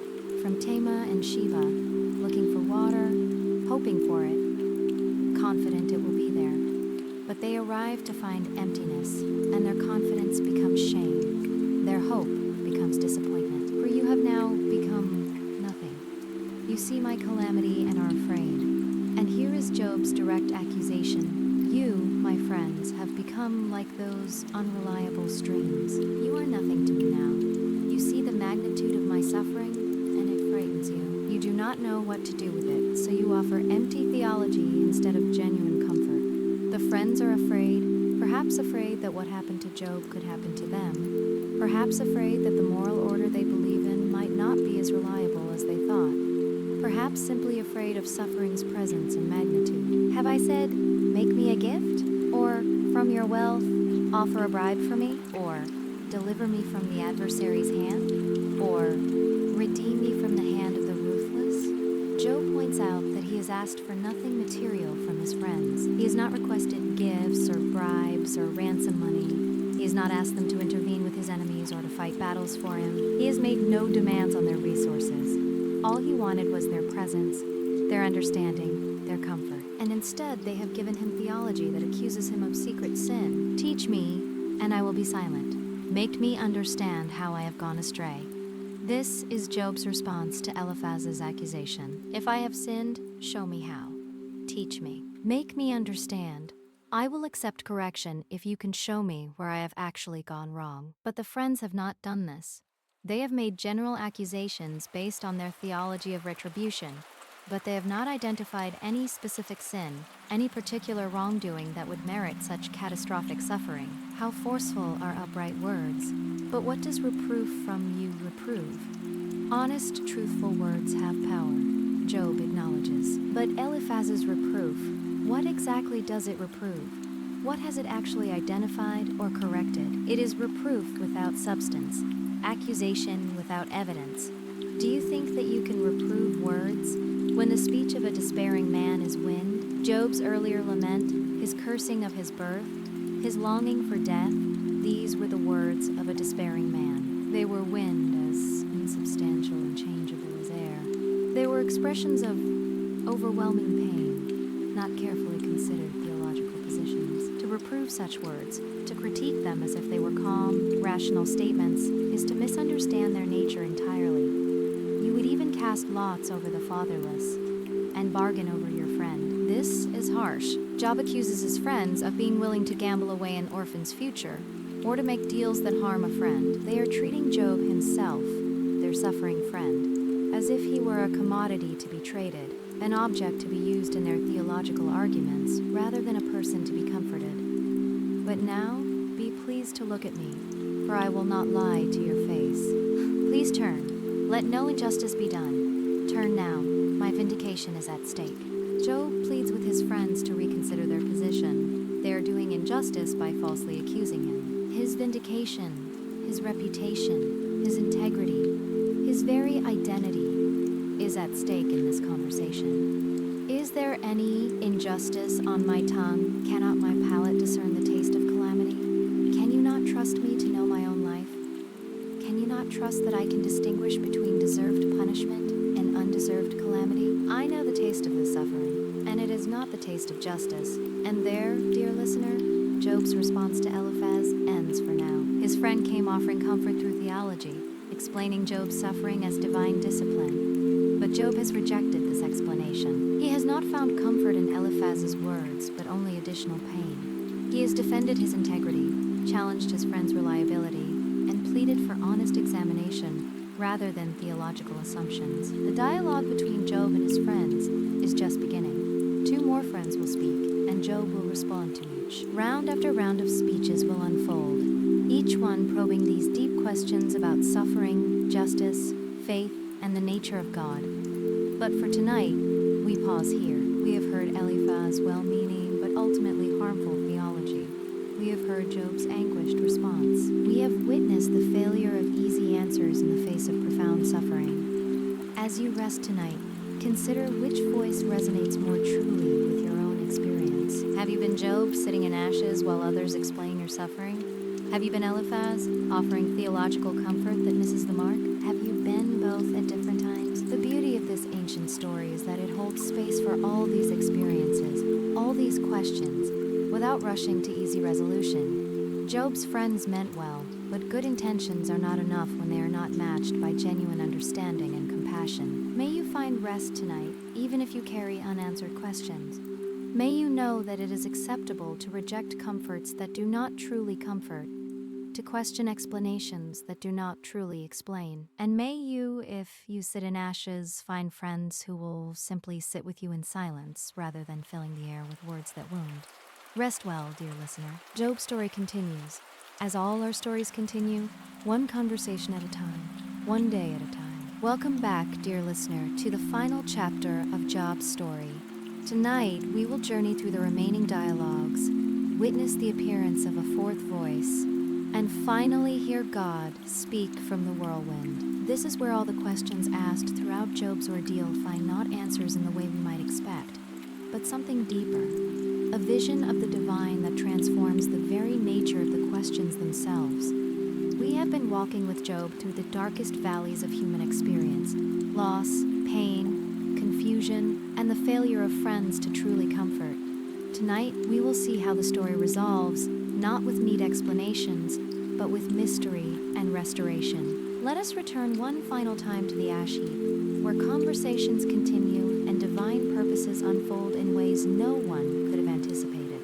After Job's response to Eliphaz, the conversations continued. Bildad the Shuhite spoke next, insisting even more firmly that God does not pervert justice, that the wicked always face consequences, and that Job's children must have sinned to deserve their fate.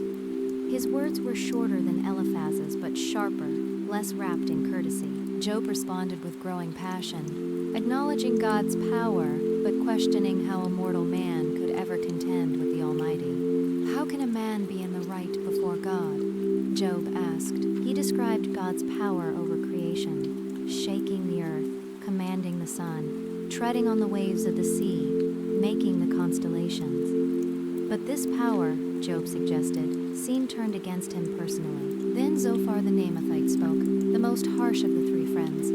He openly accused Job of wickedness, suggesting Job's words were full of empty talk and mockery. Know then that God exacts of you less than your guilt deserves, Zophar said, implying that Job's suffering, terrible as it was actually less than he deserved for his hidden sins. Round after round of speeches followed. The friends grew more accusatory with each cycle, while Job grew more insistent on his innocence. Eliphaz eventually claimed that Job's wickedness was great, listing specific imagined sins, that Job had exacted pledges from his brothers for nothing, stripped the naked of their clothing, given no water to the weary, and withheld bread from the hungry. None of this was true, but the friends had become so committed to their theology that they were willing to invent sins to maintain it. Job responded with increasing desperation. He wished for someone to arbitrate between him and God, a mediator who could lay his hand on both. He spoke of God as both his tormentor and his only hope. He maintained his integrity even as he described God as treating him like an enemy. In a moment of profound faith, mixed with profound grief, Job declared, "I know that my Redeemer lives, and at the last he will stand upon the earth. And after my skin has been thus destroyed, yet in my flesh I shall see God, whom I shall see for myself, and my eyes shall behold, and not another." This was Job's deepest hope, that even if he died, Even if his body was completely destroyed, somehow he would see God and his case would be heard. His Redeemer lived and ultimate vindication would come. If not in this life, then beyond it. The dialogues continued until words seemed exhausted, until the same ground had been covered again and again. The friends insisting on hidden sin, Job insisting on his innocence, all of them trying to make sense of suffering that refused to fit their categories. Finally, after the third round of speeches, Job made his concluding statement, a lengthy, passionate defense of his integrity. He took an oath, calling down curses on himself if he had committed any of a long list of sins. "If I have walked with falsehood and my foot has hastened to deceit," Job said, "let me be weighed in a just balance, and let God know my integrity." He continued through every area of life. "If I have looked lustfully at a virgin, let my wife grind for another. If my heart has been enticed by a woman, let others lie with my wife. If I have rejected the cause of my manservant or maidservant when they brought a complaint, what then shall I do when God rises up?" Job declared his care for the poor. "If I have withheld anything that the poor desired, or have caused the eyes of the widow to fail, or have eaten my morsel alone, and the fatherless has not eaten of it. For from my youth the fatherless grew up with me as with a father, and from my mother's womb I guided the widow." He spoke of clothing the naked, not trusting in gold, not rejoicing at his enemy's misfortune, showing hospitality to strangers, not hiding his transgressions. Every aspect of righteous living, Job claimed for himself. "Oh, that I had one to hear me. Here is my signature. Let the Almighty answer me," Job demanded. He wanted his case heard, his defense considered, his integrity acknowledged. "Let me have the indictment written by my adversary. Surely I would carry it on my shoulder. I would bind it on me as a crown." This was Job's final word, a comprehensive defense of his character, a demand that God respond, and an expression of confidence that if his case could be fairly heard, he would be vindicated. And then silence fell. The three friends had no more to say. These three men ceased to answer Job because he was righteous in his own eyes. But there was a fourth person present whom we have not yet mentioned. A younger man named Elihu, son of Barachel the Buzite, had been listening to all these speeches. He had remained silent out of respect for his elders, but now his anger was kindled. He was angry at Job for justifying himself rather than God. He was angry at the three friends for condemning Job without adequately answering him. And so, despite his youth, Elihu spoke. "I am young in years and you are aged. Therefore I was timid and afraid to declare my opinion to you." Elihu began. "I said, let days speak, and many years teach wisdom. But it is the spirit in man, the breath of the Almighty, that makes him understand. It is not the old who are wise, nor the aged who understand what is right." Elihu's speeches were longer than any single speech from the three friends. He covered much of the same ground, but with different emphases. He insisted that God speaks to humans in various ways, through dreams, through pain, through discipline, to turn them from wrongdoing and keep them from the pit. "God is greater than man," Elihu declared. "Why do you contend against him, saying, 'He will answer none of man's words'? For God speaks in one way, and in two, though man does not perceive it." Elihu's theology was more sophisticated than the three friends. He acknowledged that suffering could serve purposes beyond punishment. It could be disciplinary, instructive, but he still maintained that Job was wrong to question God's justice, wrong to demand an answer, wrong to justify himself. Far be it from God that he should do wickedness, and from the Almighty that he should do wrong, Elihu insisted. "For according to the work of a man he will repay him, and according to his ways he will make it befall him. Of a truth, God will not do wickedly, and the Almighty will not pervert justice." He called on Job to listen, to be silent, to learn wisdom. "Hear my words, you wise men, and give ear to me, you who know. For the ear tests words as the palate tastes food. Let us choose what is right. Let us know among ourselves what is good." Elihu spoke of God's greatness, his power over creation, his control of the weather. He described thunderstorms as God's voice, lightning as God's hands at work. "Listen to this, O Job. Stop and consider the wondrous works of God. Do you know how God lays his command upon them and causes the lightning of his cloud to shine? His final words pointed towards something beyond human understanding. The Almighty. We cannot find him. He is great in power. Justice and abundant righteousness he will not violate. Therefore men fear him. He does not regard any who are wise in their own conceit. And then Elihu's voice too fell silent. Job had not responded to him, had not defended himself against these new accusations. Perhaps Job was weary of arguments, weary of being told he was wrong by people who did not understand. Perhaps he simply waited, as he had demanded, for God himself to answer. Then the Lord answered Job out of the whirlwind and said, "Who is this that darkens counsel by words without knowledge?" God spoke. After all the human voices, after all the theological debates, after all the accusations and defenses, the voice that Job had been crying out for finally came. But it came not in calm explanation, but from a whirlwind, from storm and power. And God's first words were a question, not an answer to Job's questions, but a question for Job. Who is this that darkens counsel by words without knowledge? Someone has been speaking without understanding, God suggested. Someone has been making the situation more confused rather than clearer with their words. But who? Job, the friends, all of them? Dress for action like a man. I will question you, and you make it known to me. God was not going to answer Job's questions. Instead, God was going to ask Job questions.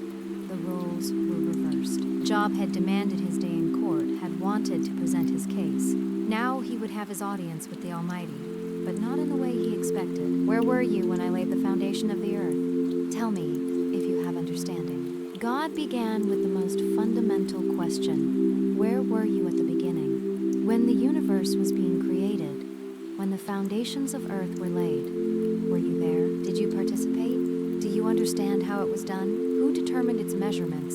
Surely you know.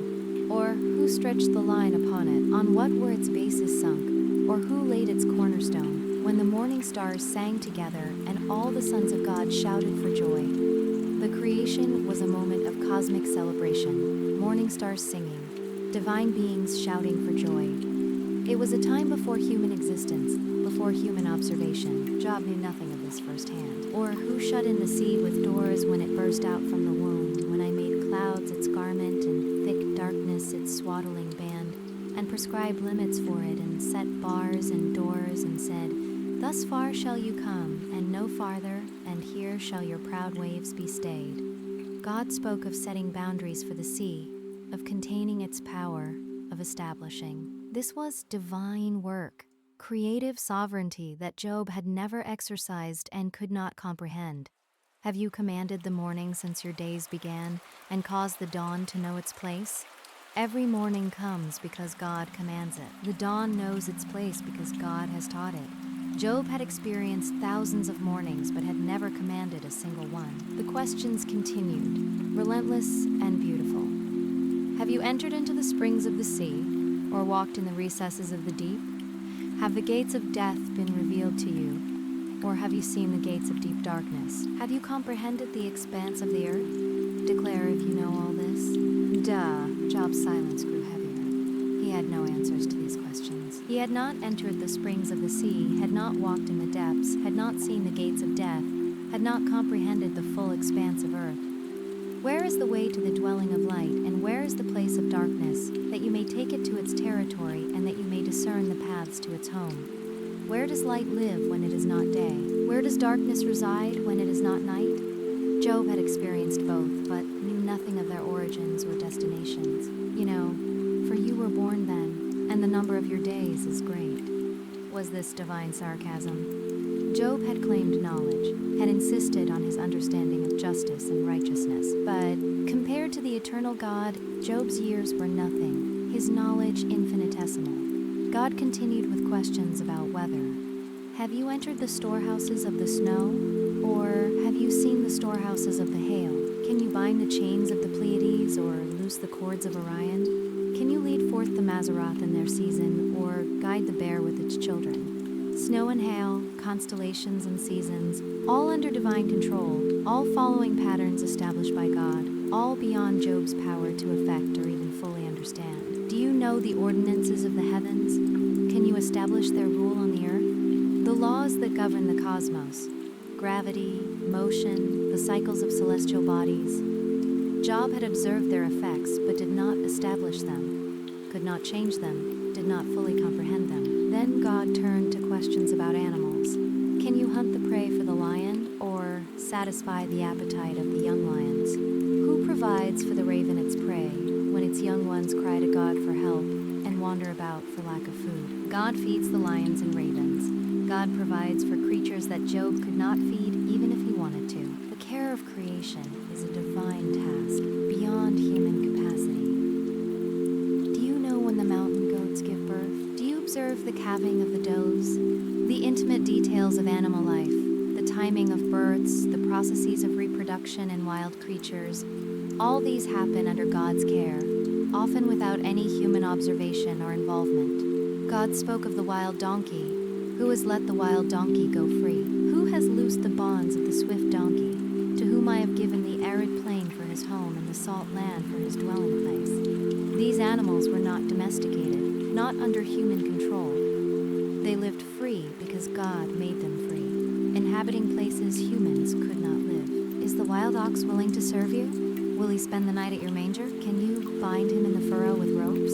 Will he harrow the valleys after you? The wild ox cannot be tamed or harnessed for human purposes. Its great strength serves not humans, but itself, according to its own nature as God designed it. God described the ostrich.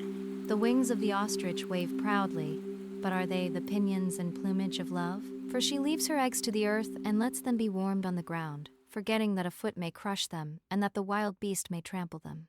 The ostrich seemed foolish, treating her eggs carelessly. She deals cruelly with her young, as if they were not hers. Though her labor be in vain, yet she has no fear, because God has made her forget wisdom and given her no share in understanding. Yet despite this apparent foolishness, when she rouses herself to flee, she laughs at the horse and his rider. The ostrich, seemingly unwise in some ways, possessed speed that made her successful. God's design included both what humans might see as folly and what they would recognize as excellence. Then God spoke of the war horse. Do you give the horse his might? Do you clothe his neck with a mane? Do you make him leap like the locust? His majestic snorting is the horse's strength, beauty, and courage in battle were not human achievements but divine gifts. He laughs at fear and is not dismayed. He does not turn back from the sword. Though the quiver rattles against him, the glittering spear, and the javelin, with fierceness and rage he swallows the ground. He cannot stand still at the sound of the trumpet. Is it by your understanding that the hawk soars and spreads his wings toward the south? Is it at your command that the eagle mounts up and makes his nest on high? The migration of hawks, the soaring of eagles to impossible heights, the placement of their nests on sheer cliffs, all these happen according to wisdom beyond human understanding, according to instincts God has placed within them. On the rock he dwells and makes his home. From there he spies out the prey. His eyes behold it from far away. His young ones suck up blood. And where the slain are, there is he. The eagle's keen sight, its ability to spot prey from vast distances, its fierce nature, all designed by God, all functioning according to divine purpose. And the Lord said to Job, "Shall a fault finder contend with the Almighty? He who argues with God, let him answer it." Now Job must respond. After this overwhelming display of divine wisdom and power, after being confronted with his own insignificance and ignorance, what will Job say? Then Job answered the Lord and said, "Behold, I am of small account. What shall I answer you? I lay my hand on my mouth. I have spoken once and I will not answer. Twice, but I will proceed no further." Job was silenced, but not yet satisfied. He acknowledged his smallness, his inability to answer God's questions. He pledged to speak no more. But this was not the full resolution. Something more was needed. Then the Lord answered Job out of the whirlwind and said, "Dress for action like a man. I will question you, and you make it known to me. Will you even put me in the wrong? Will you condemn me, that you may be in the right?" God pressed the issue more directly. Job had not merely questioned his own suffering, he had implied that God was unjust. To vindicate himself, Job had put God on trial. Was Job prepared to follow through with this? Could Job actually condemn God? Have you an arm like God, and can you thunder with a voice like his? If Job was going to judge God's governance of the universe, he should first demonstrate his ability to govern. Adorn yourself with majesty and dignity. Clothe yourself with glory and splendor. Pour out the overflowings of your anger, and look on everyone who is proud and abase him. Look on everyone who is proud and bring him low, and tread down the wicked where they stand. Hide them all in the dust together. Bind their faces in the world below. If Job could do this, if he could judge rightly, punish effectively, bring down the proud and lift up the humble, then will I also acknowledge to you that your own right hand can save you. But Job could not do these things. He could not govern the universe. He could not administer perfect justice. He could not save even himself, much less others. Then God described two creatures, Behemoth and Leviathan, to further illustrate his power and Job's limitations. Behold, Behemoth, which I made as I made you. He eats grass like an ox. Behold, his strength in his loins, and his power in the muscles of his belly. He makes his tail stiff like a cedar. His bones are tubes of bronze, his limbs like bars of iron. This creature, whether hippopotamus or some mythical beast, represented untamable power. He is the first of the works of God. Let him who made him bring near his sword. Can one take him by his eyes or pierce his nose with a snare? Only God could master Behemoth. No human could capture or control such a creature. Then God spoke of Leviathan, an even more fearsome creature. Can you draw out Leviathan with a fishhook, or press down his tongue with a cord? Can you put a rope in his nose, or pierce his jaw with a hook? The description of Leviathan was extensive and terrifying. His back is made of rows of shields, shut up closely as with a seal. His sneezings flash forth light, and his eyes are like the eyelids of the dawn. Out of his mouth go flaming torches, sparks of fire leap forth. Out of his nostrils comes forth smoke as from a boiling pot and burning rushes. His breath kindles coals, and a flame comes forth from his mouth. Whether crocodile or dragon or sea monster, Leviathan represented chaos itself, the forces of nature that humans cannot master. In his neck abides strength, and terror dances before him. The folds of his flesh stick together, firmly cast on him, and immovable. His heart is hard as a stone, hard as the lower millstone. When he raises himself up, the mighty are afraid. At the crashing they are beside themselves.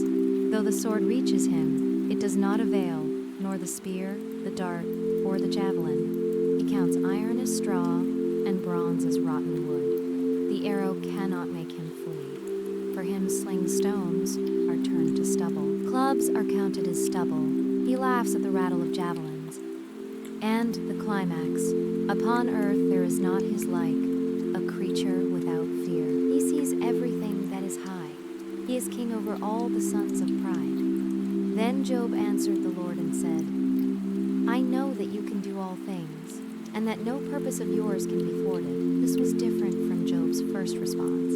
Now he did not merely acknowledge his smallness, but affirmed God's sovereignty. God's purposes cannot be stopped, cannot be altered by human complaint or confusion. Who is this that hides counsel without knowledge? Therefore I have uttered what I did not understand, things too wonderful for me, which I did not know. Job quoted God's opening question back, applying it to himself. Yes, he had spoken without full understanding. Yes, he had spoken of things beyond his comprehension. Not because he was wicked, but because these matters were too wonderful, beyond the reach of human knowing. Hear, and I will speak.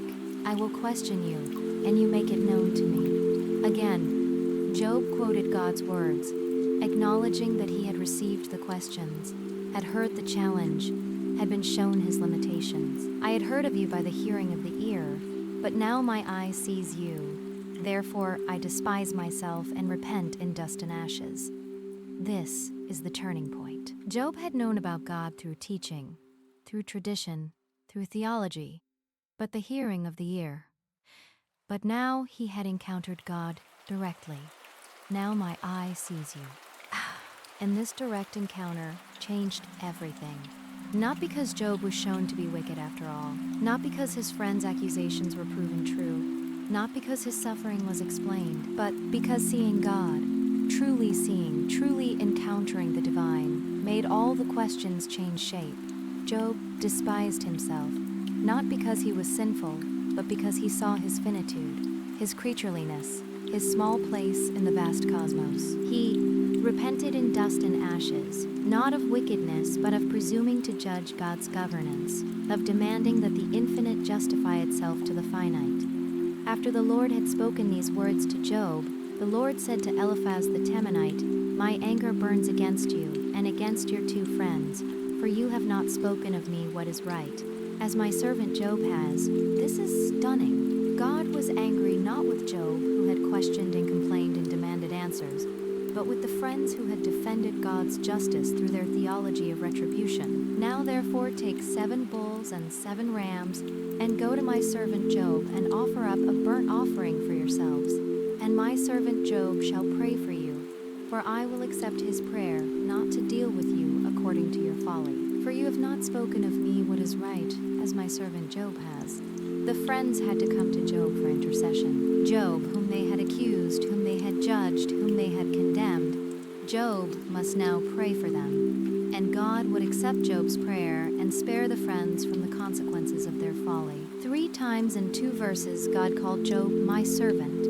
The designation Satan had challenged, the integrity the friends had doubted, the righteousness Job had maintained, God affirmed it all. So Eliphaz the Temanite and Bildad the Shuhite and Zophar the Naamathite went and did what the Lord had told them, and the Lord accepted Job's prayer. Job, who had every reason to refuse to pray for these men who had added to his suffering, nonetheless interceded for them. His integrity held even in this final test. And the Lord restored the fortunes of Job when he had prayed for his friends, and the Lord gave Job twice as much as he had before. The restoration came after Job prayed for his friends, after he demonstrated that his righteousness was not dependent on receiving blessings, after he showed grace to those who had shown him none, after he functioned as a priest on behalf of others even while his own losses were unhealed. Then came all his brothers and sisters, and all who had known him before, and ate bread with him in his house, and they showed him sympathy and comforted him for all the evil that the Lord had brought upon him. Notice, the text says the evil that the Lord had brought upon him. Not Satan, though Satan was the immediate agent, not the Sabaeans or Chaldeans or the natural disasters, though these were the mechanisms. The Lord brought it for purposes beyond what any human could see or understand, and every one of them gave him a piece of money and a ring of gold. The community restored Job's wealth through their gifts. He did not regain his possessions through miraculous multiplication, but through the generosity of those who had known him in better days. And the Lord blessed the latter days of Job more than his beginning. And he had 14,000 sheep, 7,000 camels, 1,000 yoke of oxen, and 1,000 female donkeys, exactly double what he had before. The mathematical precision suggests divine intentionality. This was not random recovery, but purposeful restoration. He had also 7 sons and 3 daughters, the same number as before, not double, because children cannot be replaced. These were new children, beloved in their own right, not merely compensation for those who had died. And he called the name of the first daughter Jemimah, and the name of the second Keziah, and the name of the third Karen-Happuch. The daughters are named, a detail not given for the sons. Their names mean dove, cinnamon, and horn of eye paint, all beautiful things, all valuable. And in all the land there were no women so beautiful as Job's daughters, and their father gave them an inheritance among their brothers. This was unusual in the ancient world. Daughters typically did not inherit unless there were no sons. But Job gave his daughters inheritance alongside their brothers, treating them as equals, honoring them as he honored his sons. And after this, Job lived 140 years and saw his sons and his sons' sons 4 generations. Job lived long enough to see his great-great-grandchildren, 4 generations witnessed by one man, a sign of extraordinary blessing, of life extended far beyond the normal span. And Job died, an old man, and full of days. This is the final word. Job died, full of days, not merely old, but satisfied, complete, having lived a full life. The man who once cursed the day of his birth and longed for death, now lived until he was full of days. And so ends the story of Job, dear listener. What are we to make of it? What What does it teach us about suffering, about God, about faith? The book does not answer the question, why do the righteous suffer, with a neat explanation. Job never learned about the heavenly councils, never knew that he was the subject of a test between God and Satan. He died without knowing why, in any intellectual sense. But he learned something deeper. He learned that God is greater than any human theology, that the universe operates according to wisdom beyond human understanding, that sometimes the appropriate response to mystery is not explanation but worship. The friends were wrong not because they believed in divine justice, but because they reduced God to a simple formula. Righteousness equals blessing, suffering equals sin. This theology could not account for Job's experience, so they twisted Job's experience to fit their theology. Job was right to insist on his integrity, to refuse false guilt, to maintain his righteousness even when everyone around him suggested he must be wicked. But Job also learned that integrity does not entitle one to understand all of God's ways, that righteousness does not give one the right to judge divine governance. The restoration at the end is not a reward for Job passing the test. Job never knew there was a test. Rather, it demonstrates that God's purposes include both suffering and restoration, both taking away and giving back, both wounds and healing. The God who allows severe trials is also the God who restores abundantly. And, perhaps most importantly, the book teaches us that honest lament is not unfaithfulness. Job cursed his birth, wished for death, questioned God's justice, and God called him my servant and said he spoke rightly. The friends maintained theological correctness while showing no compassion, and God said they spoke folly. Faith that cannot make room for questions is not mature faith. Theology that cannot hold space for mystery is inadequate theology. Comfort that adds to suffering by blaming the sufferer is no comfort. And so, dear listener, as you rest tonight, know that if you sit in ashes, if you bear losses that others cannot understand, if you ask questions that have no easy answers, you walk in ancient footsteps. You stand in a long tradition of faithful people who suffered without clear explanation, who maintained integrity through darkness, who encountered God not through understanding but through presence. May you find rest tonight, knowing that your questions are not betrayal, your grief is not weakness, your struggle is not sin. May you know that the God who spoke from the whirlwind to Job still speaks, still sees, still cares for those who suffer. May you, like Job, live until you are full of days, having seen restorations you cannot now imagine, having received comforts you cannot now conceive, having experienced the faithfulness of God through both loss and recovery. The story of Job is complete, but your story continues. May it continue in faith, in hope, in the knowledge that the God who created the morning stars and feeds the ravens also holds you in care deeper than the sea and higher than the heavens. Rest well, dear listener. May your sleep be peaceful, your dreams be gentle, and your tomorrow be touched by grace. The book of Job reminds us, the Lord gave, and the Lord has taken away. Blessed be the name of the Lord. And also, the Lord restored. The Lord blessed the latter days more than the beginning. The Lord saw, the Lord knew, the Lord answered, the Lord restored. May the God of Job be your God tonight and always. Amen.